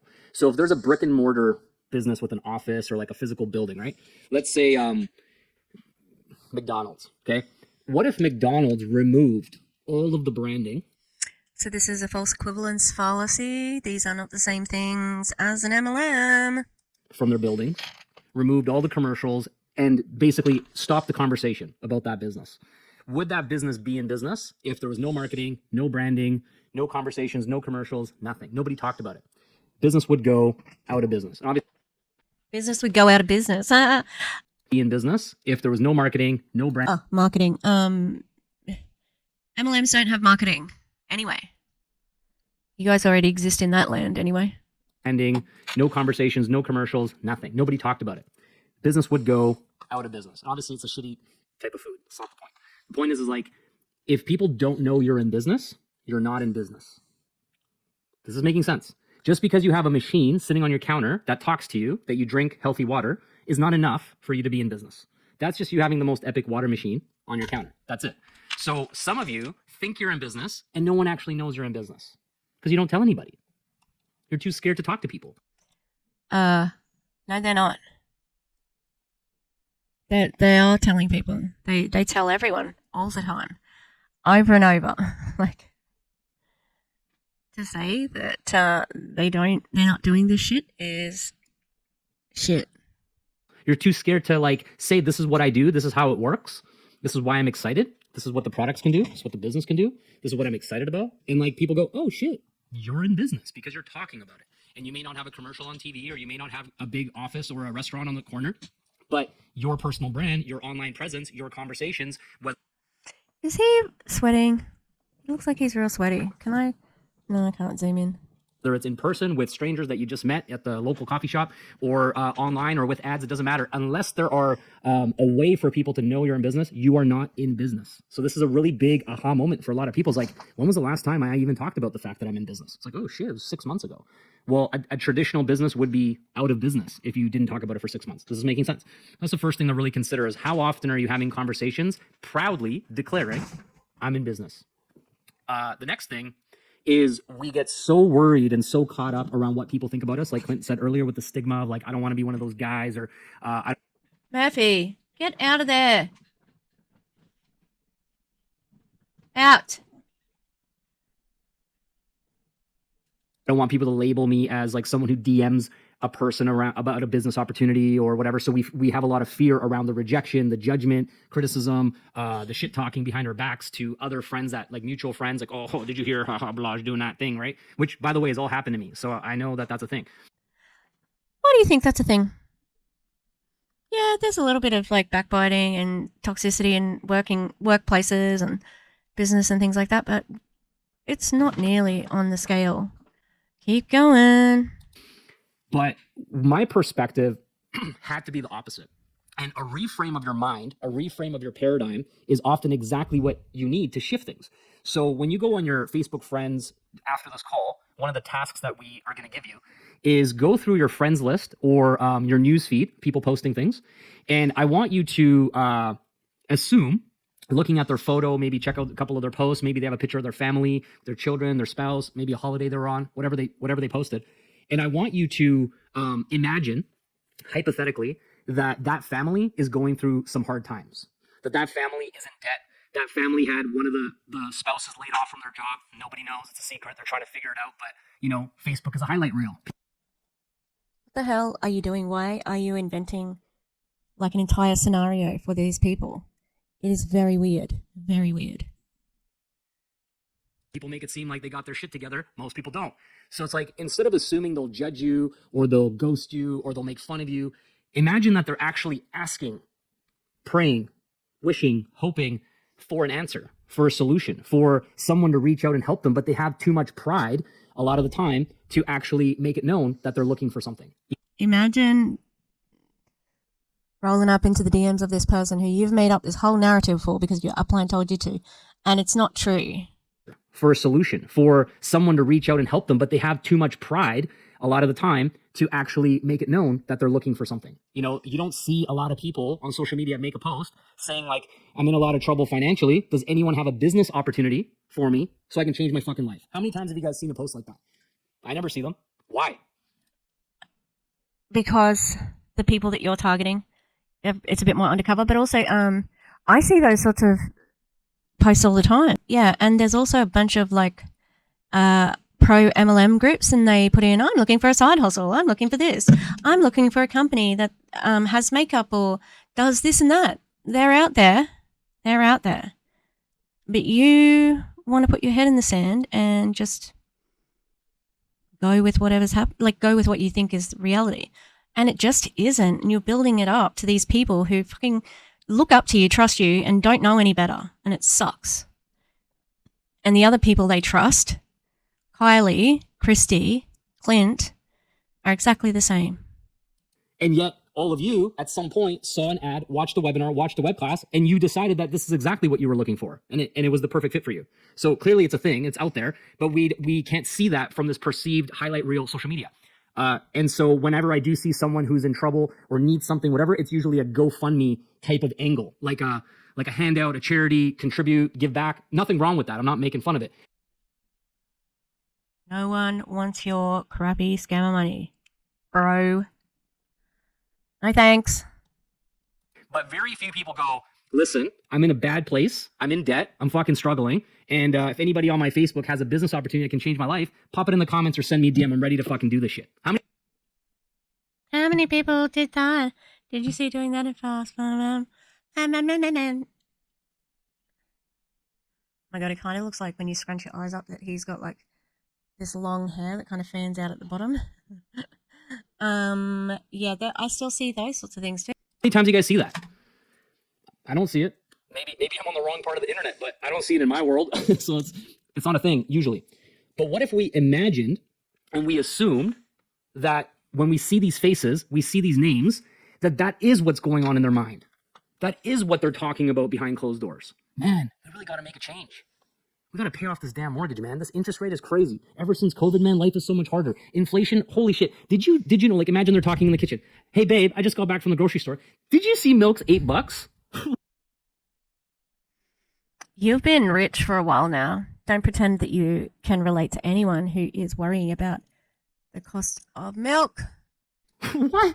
The bread? You know what I'm saying? Like, this is real life conversations happening behind closed doors, but it's not on social media. So if we assume this and we reach out and we say, hey, look, this might be a reach. This might be inappropriate, or you might not be looking or whatever, but I just wanted to ask you. And then you say something like Clint saying, like, hey, are you looking to make money online? Do you want to have supplemental income? I just wanted to ask and see if that's something you're looking into. And you can't provide supplemental income? No. And a lot of people will be like, actually, yeah. What are you up to? What are you doing? And so this is the way that I approach my business in the beginning, is that first I expected the best. I assumed that what I had, they were looking for, they needed it, and I genuinely could help them. That was what I was expecting. If it was a negative response, or they ghosted me, or they, whatever, something like this, I was genuinely surprised. I was like, oh, you're one of the few rich people. Oh, okay. Let's say that you had 500 friends on Facebook, or you haven't got 500 friends anymore? I'm going to guess that. If you started out with 500 friends. Yeah, I'm going to guess that you don't have those same 500 friends. Or whatever, 1,000 followers, whatever it is, like your database, your contacts on your phone, in your phone book on your iPhone or whatever, right? Email list, people that you used to work with, just like your wider influence, people who would be considered warm market, but like they kind of know you, they know your name, they've seen you, whatever. Another frame that I had when right after I hit 6A. So I hit 6A, and during that first year of my business, I had this really uncomfortable feeling in my body that it was like an unhealthy urgency. Like I I came across desperate. I wanted people to make a fast, quick decision. I didn't like when people said they need to think about it or get back to me. Like, it kind of rubbed me the wrong way. I was like, no, like, fucking decide right now. Like, it was pretty unhealthy. But I was just like super like, it's a yes or no. Are you in or are you out? Editing Tish here. That was a really aggressive, like, point of view. And even though he does admit that, like, oh, that was probably not very healthy, he's still laughing like it's, you know, funny little joke. Hee hee tee hee hee. Hee hee ha ha's, you know. Sounds like you might have been unpleasant to work with back in the day, maybe, just maybe, you know, just in my opinion. Yeah, so if you see me nodding off during this time, no, you didn't. Okay, I am doing my best because I do not want to record this again. No fucking way. Anyway, love you, bye. Because I felt like these maybes and these think about it's were like weighing me down, occupying too much of my thoughts because I'd be thinking about them. Like, hopefully it's a yes. I'm like, I just want to get all that out of my head. Yes, no, yes, no. So anyways, it was a little bit unhealthy. And after I hit 6A, I had this moment and I said, wait a second. Why would I ever stop this business? And I sat in my office. I was just kind of pondering, thinking about it. I'm like, what would make me ever stop? Exactly. Nothing. Maybe losing money, maybe losing your team, maybe the company being shut down because it's a pyramid scheme. There's a lot of things.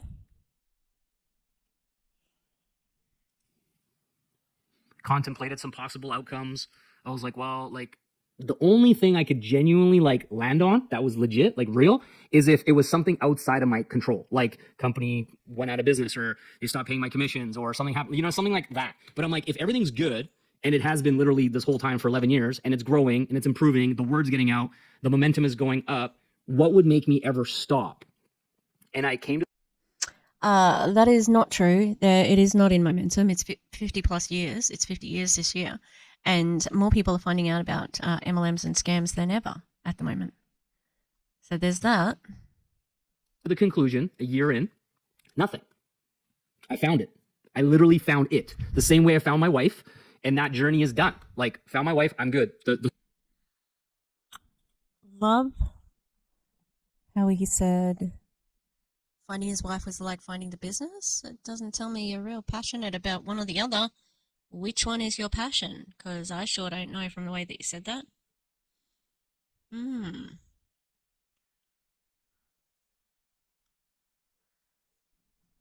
search for my wife and the mother of my kids is finished. The search for the ultimate golden goose business model and company and product is complete. I found it. I'm done. I have other things I'm going to continue to explore about my journey and all that, but like these two things are Like what? What else can you do? Nothing. concluded. They're finished. Now I just got to continue to nurture and grow and invest into those things so it doesn't change the dynamics. And as I'm sitting there in my office, this like peace like washed over me. Like, oh man, that feels so nice. It feels so nice to not have that like now, let's go. And the reason I'm bringing this up is because I said, okay, so from this day forward, whenever someone comes full circle to what Clint has talked about with like, I'm ready to get a machine, or I finally understand that this water is good for me, and I have seen other people with it. Like even recently, right? The hydrogen water, it started to be more talked about online and stuff. So sometimes... Yeah, the hydrogen water bottles was actually a bit of a disaster as far as promotions go, because the people that they hired... No, you can see them in the photo in my... Like... Oh, where did my brain just go? You can literally find how they bombed out because of the straw, I think. No, I don't know what it is. Okay, let's start again. So the hydrogen bottle thing sort of blew up. I watched a video on Isabel Lance's channel just about how it's BS and yeah.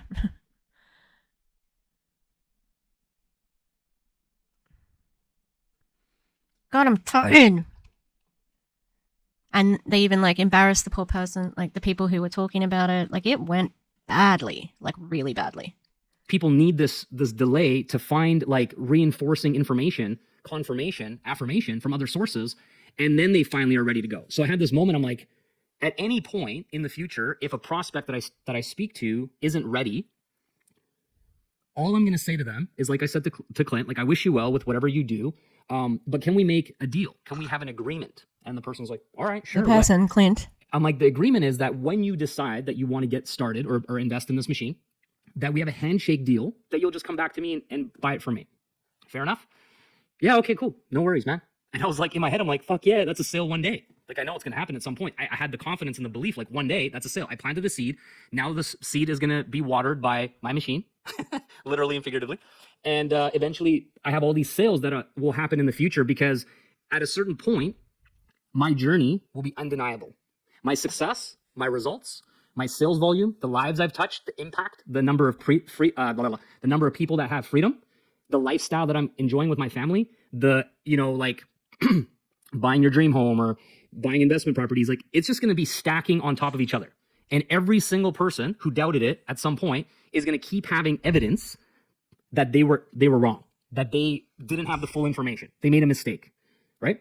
And even if they never have the realization, I don't give a fuck because my life is continuing to improve. So it's like all good. Okay, hang on. So is it about other people or is it about you? Because you sure just sounded like it was just about you. That's what it sounds like to me. Anyone else? Anyone? So at that moment, I decided that I would rather, at the end of my life or in the future, I would rather have sent out this invitation to everybody that I've ever come in contact with and put it in their court.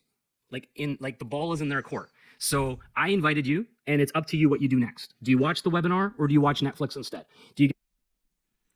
Why not both? Why can't you watch both? Why aren't you allowed to watch Netflix? Seems a bit shitty to be telling people what to do so explicitly.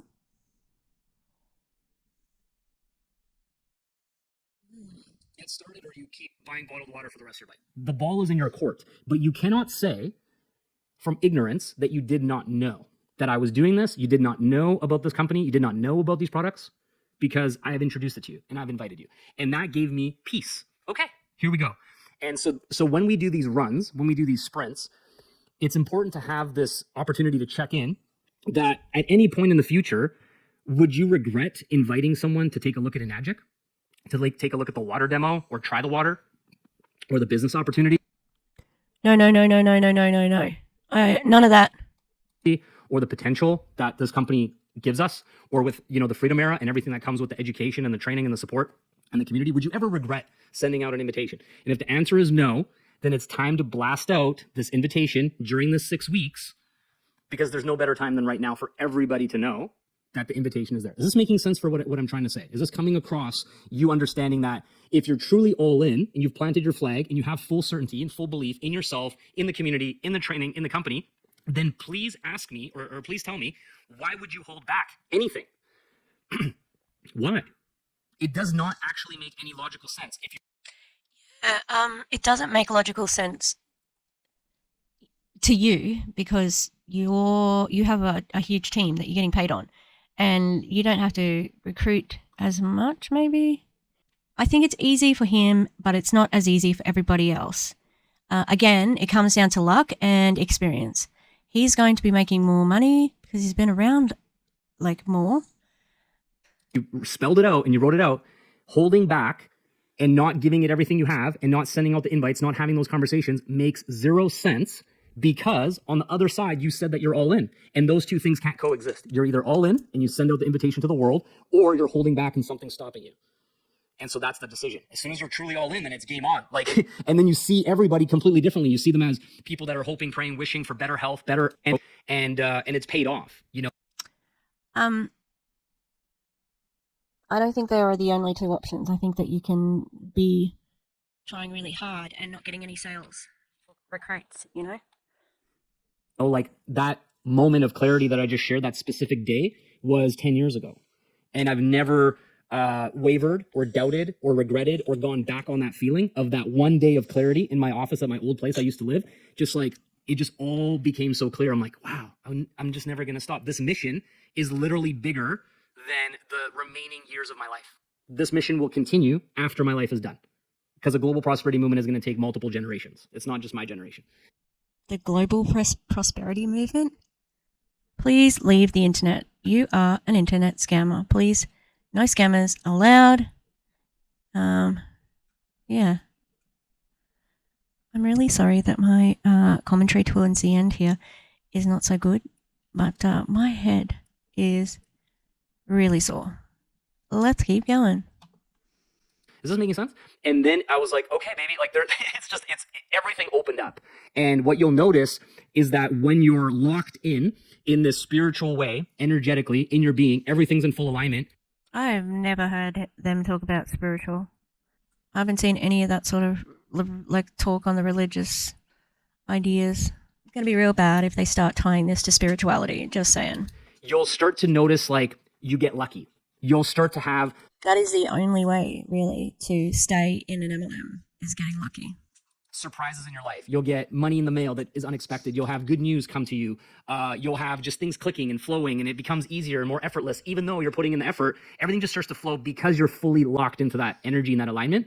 And there is so many people that maybe by accident are lying to themselves for whatever reason, that they're all in and they're not. That they believe in themselves, but they don't. That they think that they're all the way there spiritually and energetically, but they're not.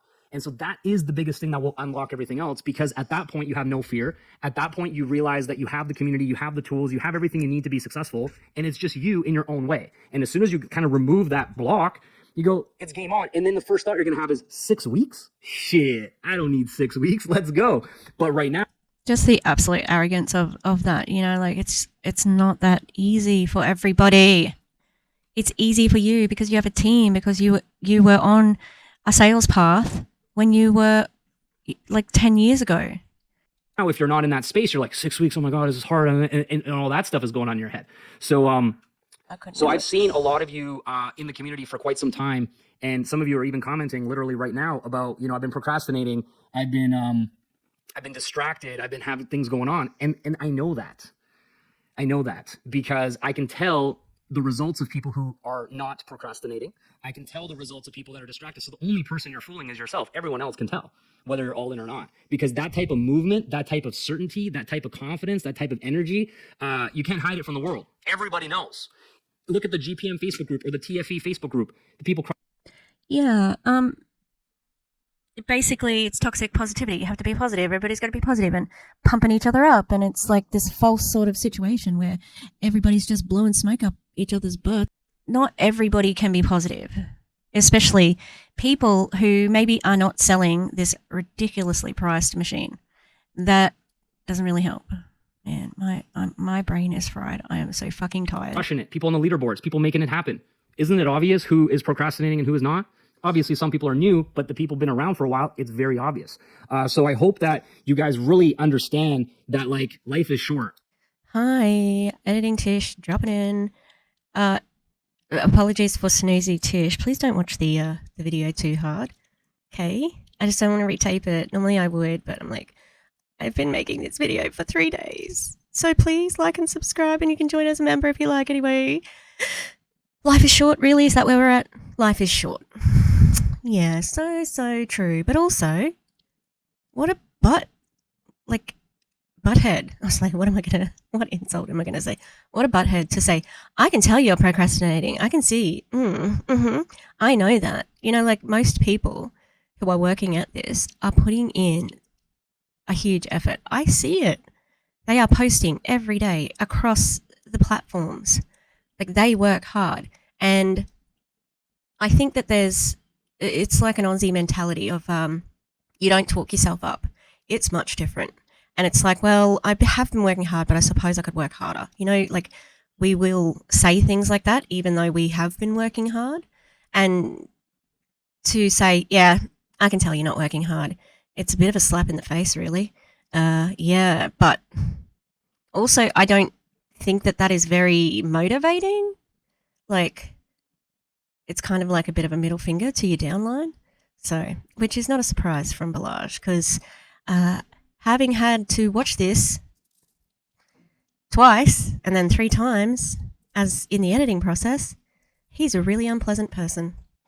So, yeah, but like I think I've said, I can't remember because this is a fucking long video, I apologise. I can understand why the Australian teams are the way they are.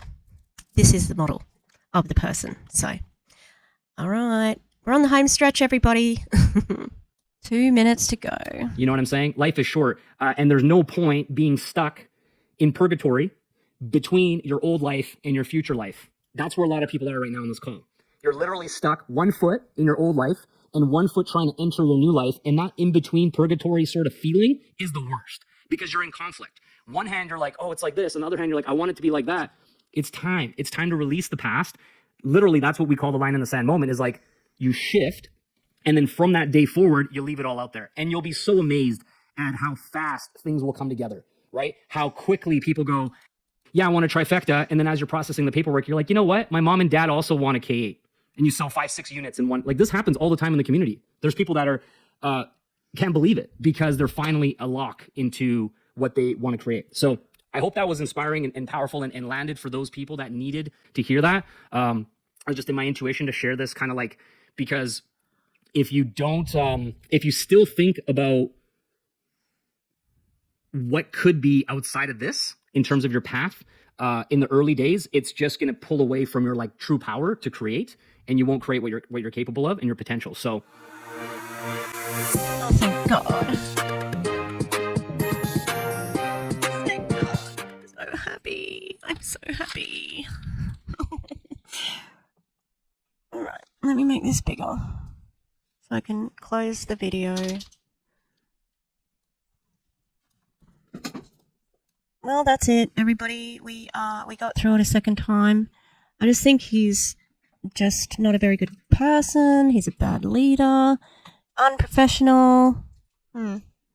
Just the expectations he's put on everybody when he made his bones like 10 years ago. It's a different beast now.